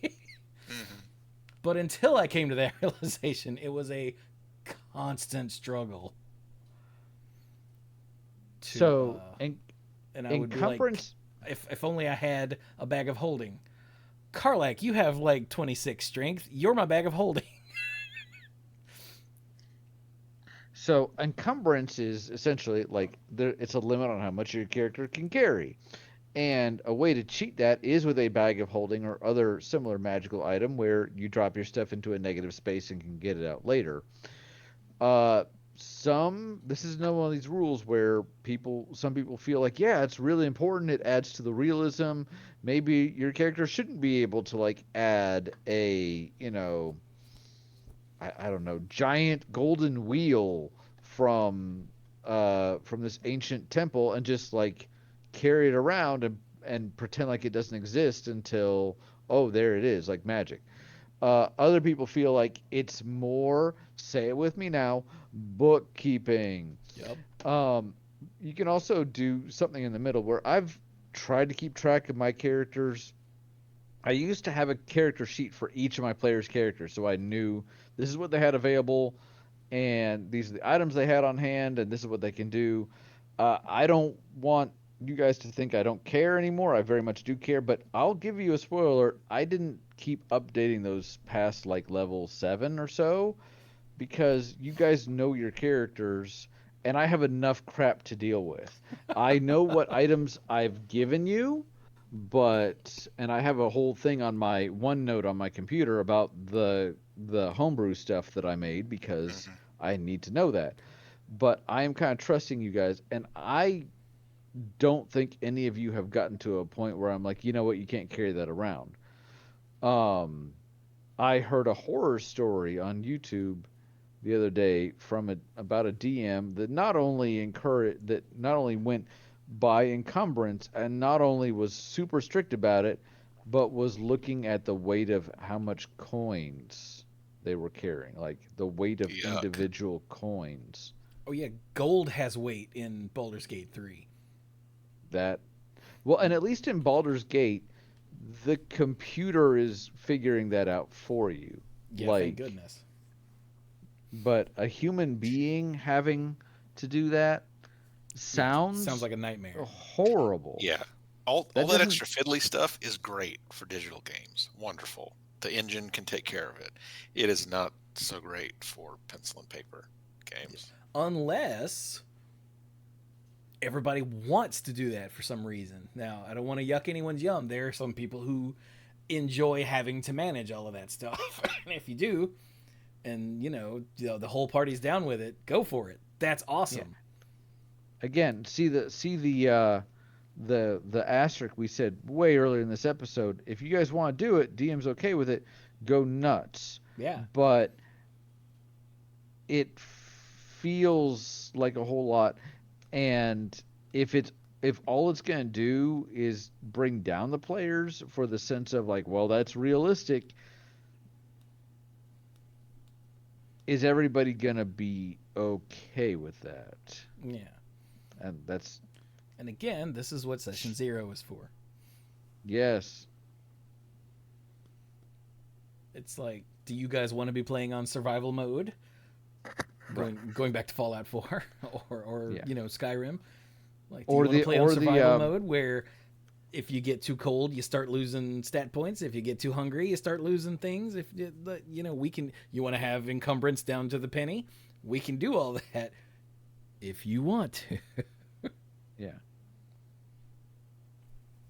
Or from the early days of the Manipool RPG, like, do we care about how many days of food you've got? If you think it'd be interesting, great. And if you guys are like, we don't want to keep track of this, then no big deal. Let's move on. So session 0 used to be a luxury, and like it was this thing that people, you hear, oh, great DMs do that, but not everybody does. And now it's in the freaking book. Like, please do it. There's reasons for that. Yeah, because it's such a good idea for setting the tone and the expectations of everybody involved. Right. It's just like, what is it called in Commander? Turn 0 or what do people call that? It's been so long since I thought about it. I can't remember. Rule 0. Do what? Rule 0. Oh, okay, yeah. When everyone figures out the power levels of the decks they're playing and what everyone's motivation is here. Like, if I sit down with a group of strangers to play Commander and someone's like, look, I'm trying to win on turn 5, I'm gonna be like, I'm gonna go you guys slam have my fun. head into the wall instead of play with you people. Yeah. Which, if everyone else is cool with that, y'all have a party, enjoy your playing 40 games in one night, I guess. But my deck, by turn 5, I might have 2 creatures out. Yeah. I heard a while ago that they instituted a new ranking system for tiers or something like that. Yeah. And I have not paid attention to that. I'm not saying anything negative. If that tells people this kind of information at a glance, then that's great. I heard they were doing it, and I have not played a game of Commander since, so I have not bothered to learn it. I think that was like a year ago, so that should tell you something. Yeah, it's interesting, but I haven't heard of any updates to it, so that gives the impression that Wizards is kind of abandoned the idea too. But I don't know. Yeah, I don't know. I've someone in the Discord brought it up recently, like mentioned it, and I was like, oh yeah, that's a thing, isn't it? When I say recently, I mean within the last 4 months. Mm-hmm. But anyway, we're getting far afield here. But yeah, well, I was mentioning selecting your starting equipment, so that kind of ties into encumbrance, and you mentioned encumbrance being not an issue, but something you have to think about in Baldur's Gate, right? So yeah, there's been a lot of times where I'm like, I'll be gathering up loot, from all the corpses of the cultists that I've just murdered, and it's like, oh, Chulaka gained the condition encumbered. I'm like, whoops. And then I'll switch to Karlak and pick stuff up with her, and then it'll be like, Karlak gained encumbrance. I'm like, oh crap. I see how this is working. Yeah, and because I want to pick it all up and then go push the sell wares button, because you can add stuff. they've streamlined so much of it. Like you can mark stuff as added to your wares, which means you've picked it up solely to sell it. And then you go to the vendor and you hit sell wares and you just get money. Like, nice. That's good. It is. It's brilliant. And once I discovered it, I was like, ah, because it made me so happy. But and I told Dirk about it because Dirk was like, man, I just hate having to do. I'm like, dude, add it to your wares. Dirk's like, huh? But I'd be like, whoop, I've got to fast travel over to a vendor and sell this crap because, you know, fast travel's a thing because it's a video game. And then I'd go back and keep picking stuff up. But I've watched a little bit of Free Enterprise, the mod for Final Fantasy 4. Final Fantasy 4. Oh. Yeah, and it's great. And It is a watching trip. some of the videos on YouTube where the commentators are talking about these people that have played hundreds of these games and they know, like, they have things in mind about, like, where to look for certain bosses or pick up certain items or whatever. And a phrase they commonly use is, he's gone up against the deadliest boss in the game, the inventory boss. Because with Free Enterprise, it also uses the old school SNES inventory for Final Fantasy IV, which is not expansive at all. It's like better than the original Final Fantasy, but it's very limited. So they at That's a not certain saying point, at a certain point, a player will be like, "Yeah, I have no space in here," so they have to start just like chucking stuff or selling it. But yeah, Free Enterprise is an absolute. And Free Enterprise, for those who don't know, is both a randomizer and a speed running thing. So having to stop and go to a vendor and sell stuff is a problem. Yeah. So if you're in the middle of like opening the chests at Troya, which are like, I don't know, 12 chests, probably more, and you're like, I'm out of space after like the third thing. And sometimes these races come down to like a minute and a half, maybe, then that's time you don't have. So, yeah. But items, weapons, those are resources for the player that sometimes, depending on your DM, maybe, you know, session 1, session 2, you pick up a magic dagger you'll never ever need to replace, but you do select your starting equipment at that point. Once you've got your race, your class, your background, and your starting equipment, I think only the last thing to consider is spells for most classes. Some classes don't get any spells. A lot of classes get at least something. And this will sometimes take a minute because in either version of the books that you've got, at the back of the book is the spell list, and it's not small. In the 2014 books, the ones that I learned on, every spell is at the back of the book, other than the ones that are introduced through supplemental materials, and they're all alphabetical. And there is a short list at the beginning that lists what spells are available to each class and at what level you can get them.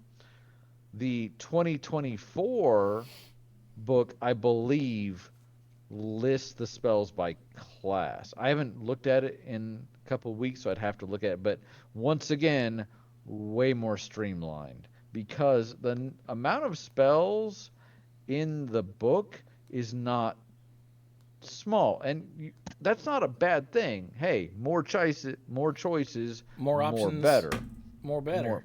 Yeah, but when you look at all of it, especially for a newer player, I've got to imagine if you're like, I just want to pick a fire spell, and it's like, great, do you want firebolt, fire flicker, fire form, fire Chewie, you know, produce flame. Produce flame, yes. And I think especially for a new player, you're like, I want to look for the thing that blows up the thing's good. And at level 1, you're not going to get that. You're going to get like deal, 1d6 plus 2 fire damage. So the cool stuff comes later. You got to pace yourself. I know in Baldur's Gate 3, some classes just at each level they get spells. Like here, you've learned spells, and your only decision is which ones to prepare. And then other classes, they're like, here's a giant grid of icons. Now mouse over them all and figure out which spells you want, idiot. And before I learned any of the icons, it's like level 3, and here's like a little grid of, I don't know, maybe 25 spells. And I'm like, Jesus. Like, Talos preserve me. I don't know. So I feel so bad for anyone who was like watching my early streams when I would level up, because I would just put my chin on my hand and just mouse over. What's this do? Okay, how about this one? How about this one? Oh, is that good? How about this one? Oh, I definitely want that. Like, Yeah. and now that I don't know if I know all the icons, but now that I recognize, the spells, I mouse over it and see the name and go, okay. It's still a struggle. Like when my wizard hit level 12, it's like, hey, learn some spells. I'm like, oh, God, because now I've got all of the spells that he can learn from level 1 all the way up to 6. Just in... And it's not like a huge portion of the screen. It's just right here. And I'm like, Luckily, it outlines things that you've learned from other sources. So if I've scribed a scroll or whatever it's called. Yeah. That's got an outline around it, so I don't even have to look at it. Like, what is this? Blight? Oh, I have blight. All right, thank God. What's this? But then the problem is now he's learned too many spells because I have all of the consumables at all times, just a billion of them. I've taken to leaving them in my camp chest because I never use them. I take like the healing potions, a couple of invisibility potions, a couple of grenades. Okay, that's all I need. Thanks. But I got a stack of scrolls, and I'd go through them all, and eventually I got to the point where I would go through them all. I'm like, will I ever care about this? Maybe. Will I ever care about this? No. Add to wares. Will I ever care about this? Yes, learn it now. Will I ever care about this? I do really like when you mention that the mark to wares thing. That seems so convenient. It is amazing. It is the best vendor system I've ever dealt with in a game, because there's a button that just says sell wares, or if you're doing bartering, it'll say add wares, and your side of the screen will just be your wares, and then it'll have a little gold value at the top, and then you can grab stuff from their inventory and add it, and it'll show you what that's worth, and then you can hit like balance and take money from you and add it, or take money from them to add it, depending on which way it needs to go, and then you hit barter. And it's amazing. And you can donate stuff to vendors. Just here, take all this crap, and that'll improve your standing with them, so you get discounts in the future. But that seems pointless to me. I guess if you don't have anybody with like high persuasion to get the prices down, that's probably a good idea. I don't know, because I didn't fool with it, because I got Will. Will's got high persuasion. He's good. Let's go. Like, I would go to camp and swap, if Will wasn't in my party, I'd swap Will in to go sell stuff. And now I've got 50,000 freaking gold and nothing to spend it on. So I might have min-maxed too much. Like, I only keep 10k on me, and the rest is just in the camp chest because I don't need it.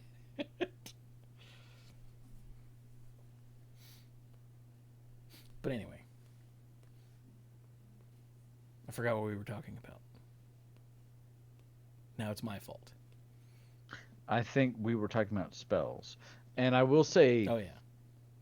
the spells you were listing, Armor of Agathis, and all that you were listing when you were talking about what your next builds are going to be, I just had to, like, be quiet and listen to you, because all of those spells are D&D spells, and so you have named more D&D spells than anyone that has ever not actually played D&D. And I was just like, yep, yep. And the fact that I know what all of those do just from playing this game. You mentioned I haven't been playing this terribly long, just since 2019. Sometimes it feels longer than that. This is one of these things where I had heard about D&D, and all I'd ever really heard before was like the jokes and like the whole, am I in a bar and that sort of stuff. And I was a dork because I played Magic and I played video games and all that sort of stuff, but I was never gonna go there. And then I played with my brother, and I'm like, okay, here we go. So D&D, I've often told people, is basically just rules for playing pretend. Yeah. That's all it is. And I think that's why Sam immediately became addicted and wants all of her friends to play, and she's a creative type. Whereas Carrie played one game with us for the family reunion and said, I can see why you guys like this. I'm not going to play it. And doesn't mean anything. That's not a knock against her. She just has no interest. So Yeah. it's not for everybody. Despite me saying forever that I have no interest in D&D, and I really don't have interest in playing like D&D with other people, I'm amazed that we still do this show because I have to coordinate schedules with 3 other people. Like even tonight, I sent out the text. I'm like, all right, let's all try to get there as soon as possible so we can start as close to 8 as possible. And I hit send, and Dirk goes, I'll be there, I'll be late. And I was like, and Mike was like, I'm still at work. And I'm like,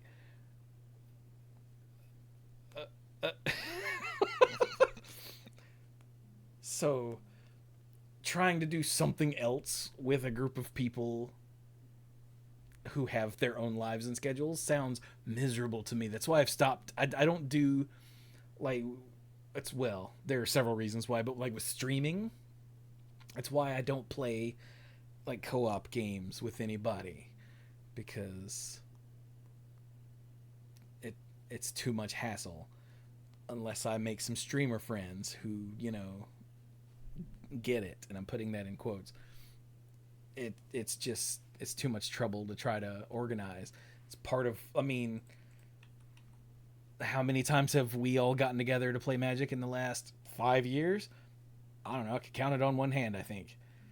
Yeah. So, yeah. And because D&D requires other people, that's the whole point. But I'm fascinated by the game itself and the systems in it. Like we're not going to do it this episode, obviously, because we spent all this time in character creation. We haven't gotten into any of the actual, like, playing the game systems. This has all been, like, figuring out your character resources. This is the setup stuff. Yeah.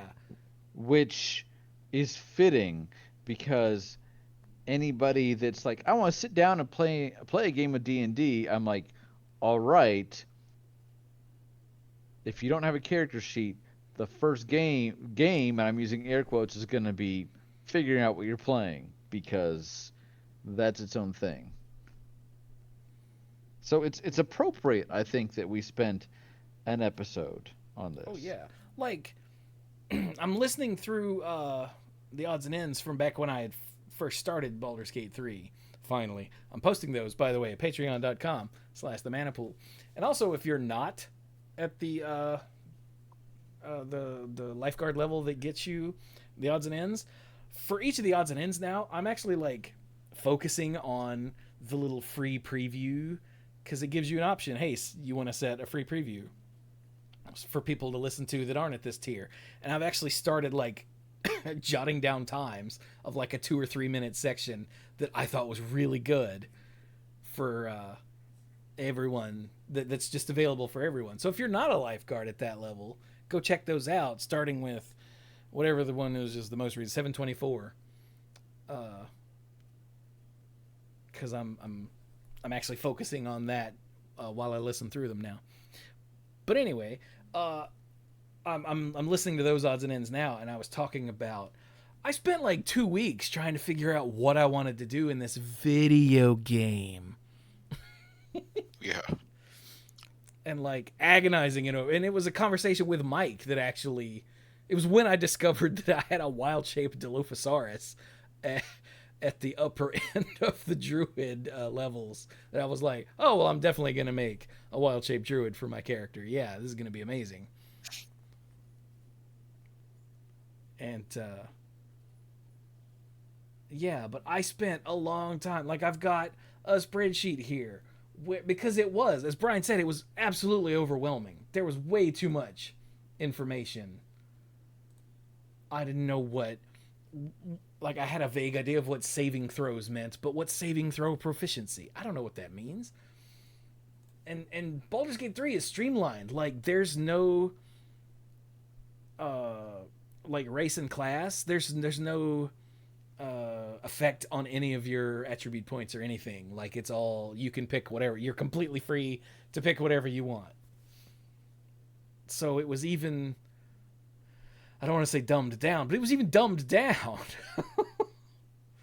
And they're like, oh, like, yeah, this class has proficiency with simple weapons, and this one has martial weapons, and this one has simple weapons and polearms. I'm like, what the hell's a simple weapon? I don't know. I had to go look it up. Thank God for the Baldur's Gate 3 wiki that's like, here's what all this means. Short bus weapons. And all of the abilities, like, have a name. Mm-hmm. Like reckless attack and danger sense.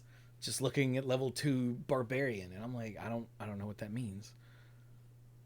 And I had to look it up, and it's like, oh, well, it's a thing you can do to give you advantage on your attack, but all attacks against you have disadvantage. I'm like, that's number of dice, right? I don't know what that means. So I had to write it all out and absorb it in a way that, like, made sense to me. I didn't have to, obviously. Like, Baldur's Gate 3 is a video game. You could just do whatever. But because I knew I'd be spending, let's see here, Baldur's Gate 3, 264 hours. Jesus Christ, I'm way too slow when I play this game. But because I knew I'd be spending a very long time with this character, I wanted to understand what I was doing and get it right. And it turns out I don't have to, because in Baldur's Gate 3, you can go to Withers and be like, hey, I want to change my class. And he'll be like, you got 100 gold? And yeah, I've got 100 gold. I've got 50,000 gold. He's like, all right, what do you want your class to be? And you can change everything about your character except your race. Boom, 100 gold. Because part of that is because they, when you find new party members, they're whatever default race or class they are, and then if you don't want to do that, you can change them. But also, they didn't want someone to be locked into a character that they hated. Like, I'm sure if I had picked a hunter ranger by like level 3, I'd be like, this is boring. Yeah. So, like, it's not crucial.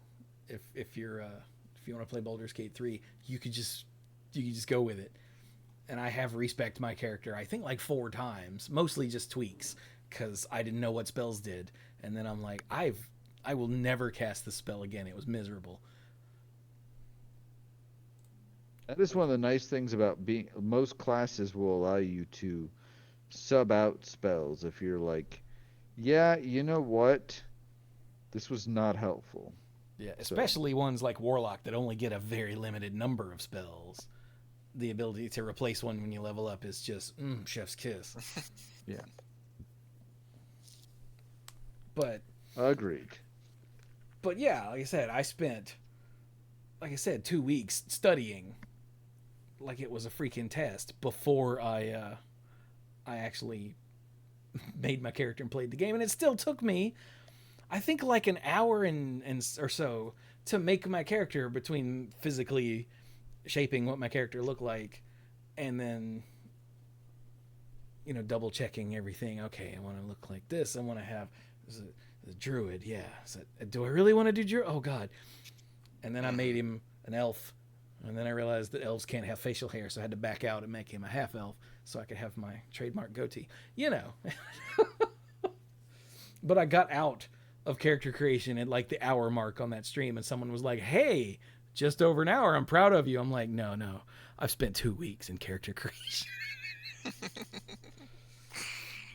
So yeah, it is very fitting that our first episode on this was all about character creation, and I think we did a good job of explaining what there is and why it's like that and what that does. I think so. Yeah. So the next episode, we'll try to hit those 3 pillars. Not the next episode, the next Supply Lines D&D episode. We will try to hit those 3 pillars of combat and exploration and social resources that everyone gets. Now that we've laid the groundwork, we should be able to just dive right in. The next episode, right? Mm-hmm. Yeah. So, don't forget, by the way, patreon.com/themanapool. Check out the free previews of the odds and ends. If you want to hear some of the nonsense we get up to. Like, for instance, in the next, I think one of the next 2 to go up, we were discussing what to do with our earthly remains.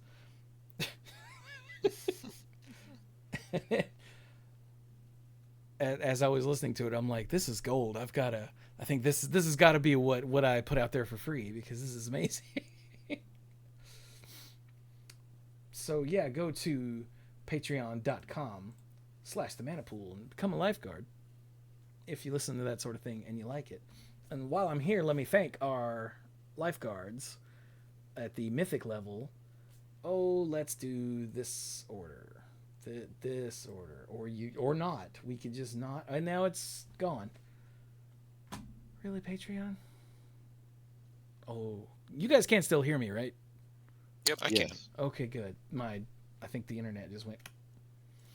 But okay, so let me thank Violet Moon, Timu Hellas Haru, Scuzzo, Michael, who's that guy? Kim Maho, Casey, Jason Kaus, Jason Doan, Jake Jansons, Andrew Odie, ALK Alters, and Al. Oh my god. So thank you all and everybody else at every tier. And now we should do some final thoughts because Dirk is about to pass out. Yes. God, thoughts are so hard sometimes. Yeah, nothing particularly comes to mind. There are many great stories from playing D&D that I could go into and talk about, but one thing I will say as my final thought is so my wizard is carrying an item that we have long forgotten, that I have no idea why I'm carrying it. Other than we were just like, do you want it? No. Do you want it? No. Well, I'll take it, and I'll probably sell it or something. And that is it Helm Crasher or Skull Crasher? It was the mace from the sheriff when at the very beginning. Gosh. I still have that mace. You still have Helm Cracker? Yes. Yeah, it was the first big baddie that they faced, the one that ended up killing Sam's character. And the wizard picked it up. Because at that point, the party was a sorcerer who was dead, a wizard, a monk, a warlock, and a bard. So it was either none of a those mace. Are really interested in a mace, are they? It was either a mace or it was a two-handed greatsword. No, it was a mace. Okay. Okay. But yeah, it was the thing that killed your friend. So you guys were like, well, let's not leave it here. Let's take it. But yeah, there on was my nobody paper sheet, it is still there. Well, yeah. So yes. You should totally break that out at the next session. And be like, yes, I will now take a swing with Helm Cracker. So with that, I am gonna head on to bed because I gotta get ready for tomorrow. All So right, good night, Zerk. everybody. Good night. I am also going to be heading out. I don't want to be just that guy of like, oh, Dirk left, I gotta go. But as we were finishing 2 minutes ago, Carrie was like texted me from downstairs, said, "How late are you gonna be going?" I said, "We're wrapping up," and she's like, "Sam has another hour of homework, plus she needs to pack, plus she needs to finish this thing for her Halloween costume, and I am her. She's not keeping her eyes open, so I'm gonna say this was fun." And I again, it's wild to me that 6 years ago I just played my first game of D&D, and that was the only game I played for a while. And Sam had such a great time. I ended up buying the core 3 books, playing a couple games with mom and dad, and they were like, "This isn't really for us." So then I started to pull the campaign together, and that we started, I want to say, in 2022. So I played all of like 3 or 4 games from 2019 to 2022, and now I'm one of those guys where like I've listened to all the Critical Role podcasts, and I'm not 100% into the culture and all that, but I I get why people like it. And for me, and I've told this to many people, I've always enjoyed creative writing. And being a DM for this has allowed me to stretch those wings, so to speak, in a way I have not done in a long time, because I enjoy the process of creative writing, but I'm not great with doing it on demand. That's why I really couldn't do it professionally. But with these guys, I know that hey, if I don't have things together, we can roll it back. But at the same time, I need to have things ready to go at a certain point. So there's an impetus that doesn't feel like work. And most of the time, I'm more ready than I need to be, which probably doesn't surprise anybody. But I thoroughly enjoy it. So at this point, Carrie's like, "Brian, wrap it up." So I'm gonna say this was a great discussion. I look forward to parts 2 and who knows, maybe 3 of this when we come back to it. So Yeah, of all of us, it does not surprise me that you ended up being the DM just because of you're always making stuff up for us to do. that is a thing that I do, and I Yeah, enjoy it. So, all right, you guys have a good night. might be. Well, how about you there, oh bearded one? Um, yeah, the character creation side is just full of neat, interesting stuff to talk about. Half the fun of D&D sometimes is coming up with ideas for the character that you want to play and making it up and then trying it out. And it's awesome if it works. Sometimes it doesn't. Sometimes you realize that your out there idea is really just kind of crappy idea. Because A dumb nothing version of a works. better idea that isn't so out Yes, there. yes, that's what I was trying to articulate. Dumb version of a better idea. Um, that you're just making more complicated for no reason because you thought it would be funny or whatever. But hey, every once in a while something turns out. And you know, I guess our next conversation is going to be more about playing the game itself. There's tons there too, but yeah, people who enjoy Dungeons and Dragons really love thinking about characters and talking about characters. I remember Chewie would give us a hard time when we would be talking to him about stuff going on, and like people who play D&D think anybody else cares about what their character does. It's like me talking to a random person about the magic deck I just built. Yeah. And yeah, it does. If you're not interested and you don't play yourself, you don't care. It doesn't mean anything. It's like whatever. But now Chewie, that you've had more experience with Baldur's Gate, you get it. You get it too, and you get what we're talking about, and we get what you're talking about, and we can all be excited talking about it together. I'm still not gonna start telling random people about my video game character, but if someone asks what you playing, I will immediately go, full info dump mode. Yes, it's fun.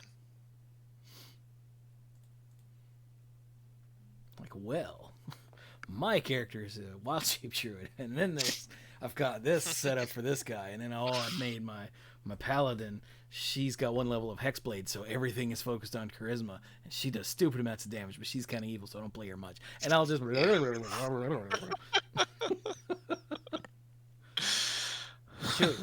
what? Shut up. Sorry. I'm sorry.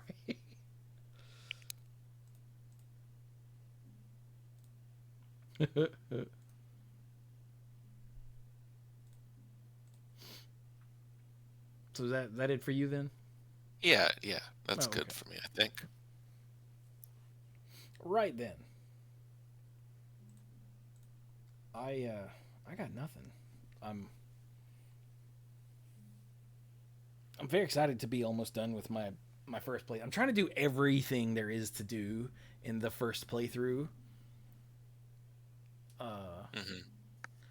Which, to my knowledge, I've only missed one major thing. Like when you get to Baldur's Gate, like there's it's like a newspaper type of thing. And some of your exploits have reached them, and they're writing like a tell-all like smear story about you. And he's a menace. Exactly, yeah, they're Jamesoning me, and I'm like, all right, I guess I'll get to that because I'm doing 15 other quests. I'm like, all right, I'll get to that, and I'm wandering around the city, and I find where it's printed, and I talk to the editor, and then he throws me out of the building, and I'm like, whatever, I'm out of short rests, like, I'm not gonna start this. I'll go have a long rest, and then I'll come back and do this, and he'd go have a long rest, and it's the one time in the entire game where time actually matters. Oh. And they print it. Like I woke up from my long rest and it popped up. The quest was completed, and I'm like, "Excuse me? What do you mean the quest was completed?" And I like went to the wiki. I'm like, "Oh God, what is this gonna do to me?" It just means that the vendors charge me more because I have a bad reputation now. I was like, is that all? Jesus, you scared me. But I was like, did I just miss out on like a whole bunch of stuff? No, not really. There's like some sort of little side quest thing you can do there that can, apparently through a variety of means, you can stop them from printing the story. I don't know what those means are because I just saw a list and didn't read it because I didn't do it and I didn't want to be spoiled on it. But right. The outcome if you don't is some of the vendors charge you more, and I'm like, oh, all right. I have more money than all the patriarchs put together. I think I'm good. Like I am the Jeff Bezos, except not evil, of Baldur's Gate. So got so much money, gotta hire another person just to carry it all for me. Anyway, but yeah, I thought I had one more like side thing to do, and then maybe two big things to do, and then go to the end. And it turns out that one side thing is another big thing. And I went, and then I got tired, dude. So my internet blinked during a stream, so I encountered a thing that had a turn limit, and I didn't catch it until the counter was at 2. Uh-huh. And I went, and then my internet crapped out. And I went, great, thanks. I'm so glad that Spectrum keeps raising my prices for my internet to get progressively worse. Mm-hmm. And after like 5 minutes, it came back and I could start the stream again. And I had looked up, I'm like, all right, what can I do to keep this from happening so I don't have this limit? So I opened up the wiki, and I'm like, did I miss something? And it just said, when you get here, there will be a turn limit. And I went, oh. I guess there's no way to avoid that, because otherwise it would say that. And then I caught myself like staring like through the screen, just live on stream, just staring through the screen where I had the wiki page open and just sort of zoning out. And I like came to and went, what just happened, dude? I got really tired. And person in the chat was like, oh, hey, you're back. And I'm like, are you all right? I'm like, I'm like, you know what? I'm gonna come back and do this later. I'm gonna go. I'm suddenly really tired. I'm gonna go sit on the couch, cutting the stream like 2 hours short. Wow. And then I went out to the living room and dozed off. I don't know what happened. It was weird. This has nothing to do with Baldur's Gate. It's just, well, maybe not nothing. Like I said, I discovered that I thought this, like, oh, I'll go check out this. I named it the Mermaid Temple because there was a statue of. It turns out it's a goddess that's mermaid shaped. I didn't know that. I just had seen the statue out there. I was like, I haven't been there yet. I'll do that on the next stream. Turns out it's a whole big thing. And for some reason, the fact that it was a whole big thing contributed to my just, oh, I'm so tired. That's how this game has been. Not the I'm so tired, but I'm like, oh, what's over here? And it's, especially once you get to Act 3 in Baldur's Gate itself, it's like, oh, it's probably a basement where there's been a murder and you can find a piece of the clown. No, that's not a joke. Or it's a whole giant thing. I went, oh, okay. Like there were something like 2 full streams where I was like, we're going to do this thing. And then I'm going to go start this quest over here. Cause I've been wanting to get to that.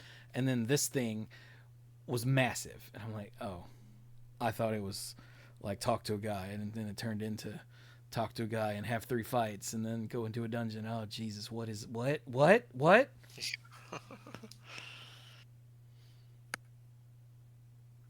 So I've got not quite, but essentially every piece of magical gear you can get. So my whole party, like the 4 people that are in my core party, which changes from time to time, and then everybody else in my camp is all decked out except for Halson. I don't give a damn about Halson. He's got just whatever crap I put on him. He could be naked for all I care. I don't care. But I don't know why, because I'm a moon druid and he's supposed to be a moon druid, but I made him a land druid because I was a moon druid. I'm like, I don't care about you, Halson. You're too big and thick and muscly to be an elf. You need to stay here. I don't like you.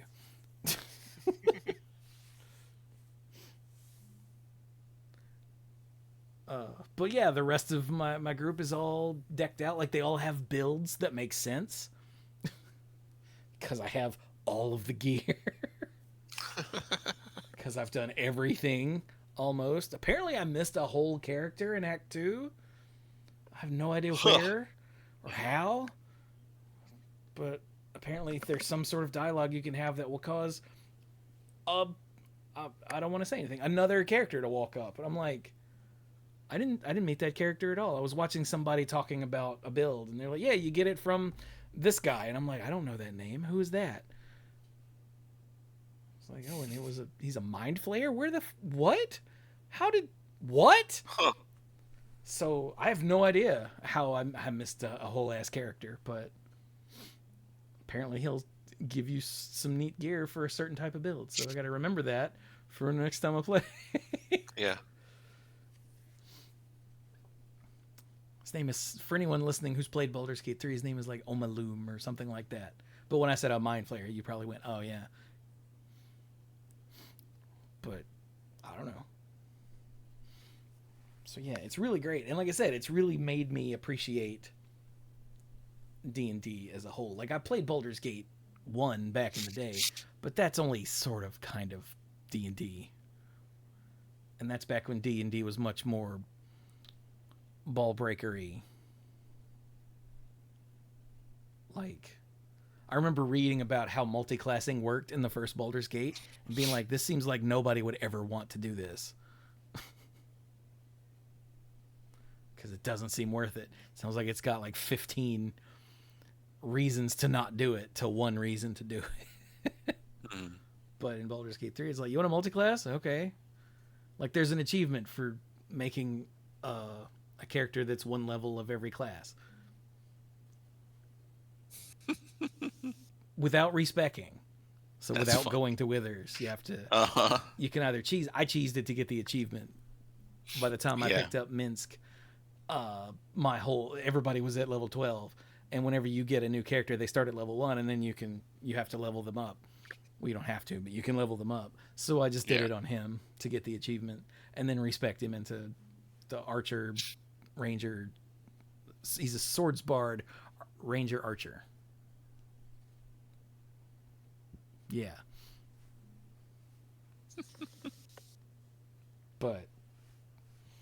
And I kind of wish I'd had a character like this throughout the entire game, because he is freaking awesome. So got to remember that for a future playthrough. I forgot where I was going with all of this, but oh yeah, it's made me really appreciate like the playing of D&D and using my brain. Like I had told you before, Mike, that a long time ago when I first started, that I died to a pack of hyenas and gnolls. Yes.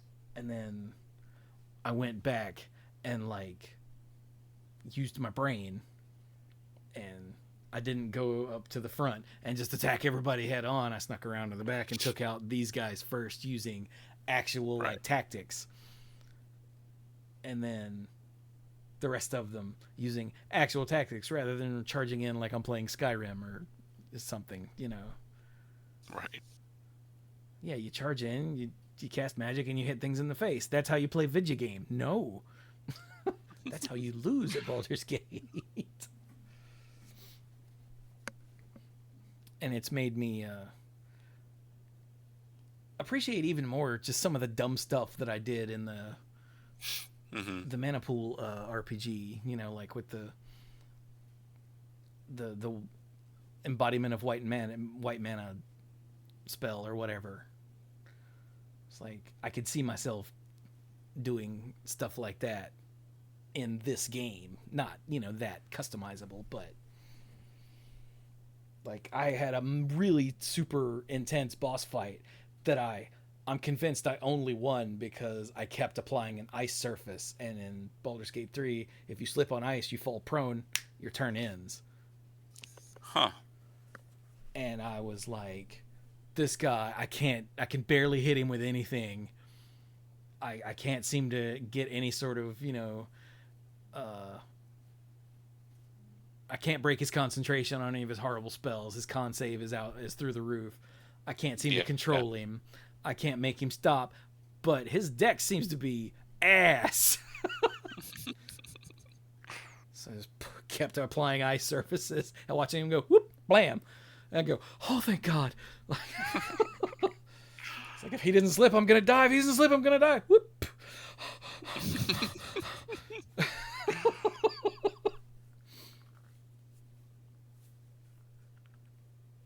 So, yeah. And that's why I was so hot to do this episode. So, I should stop talking now. So, because I'm just rambling. So, thank you all so very much for joining us for episode 736. This has been Supply Lines, Dungeons and Dragons, character creation.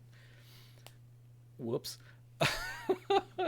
So, in the future, we will do as much of as Brian put it, the 3 pillars of D&D as we can. I'm hoping we can knock them all out in one episode.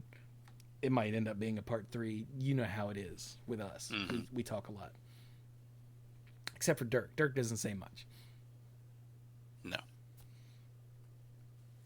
But, yeah, so I look forward to getting to all of that, because I had all of this, all of my notes. Like, none of the stuff that we talked about today are in my notes. None of it. All of my notes are for combat and exploration, essentially. Yeah. So that'll be fun. But yeah, with that, we'll be done. So thank you all so very much for joining us. And don't roll ones. I don't actually have anything. don't hang on. Don't take things that require wisdom rolls for your Eldritch Knight. Is that too much? That's too deep. Yeah. Yeah. Okay, bye.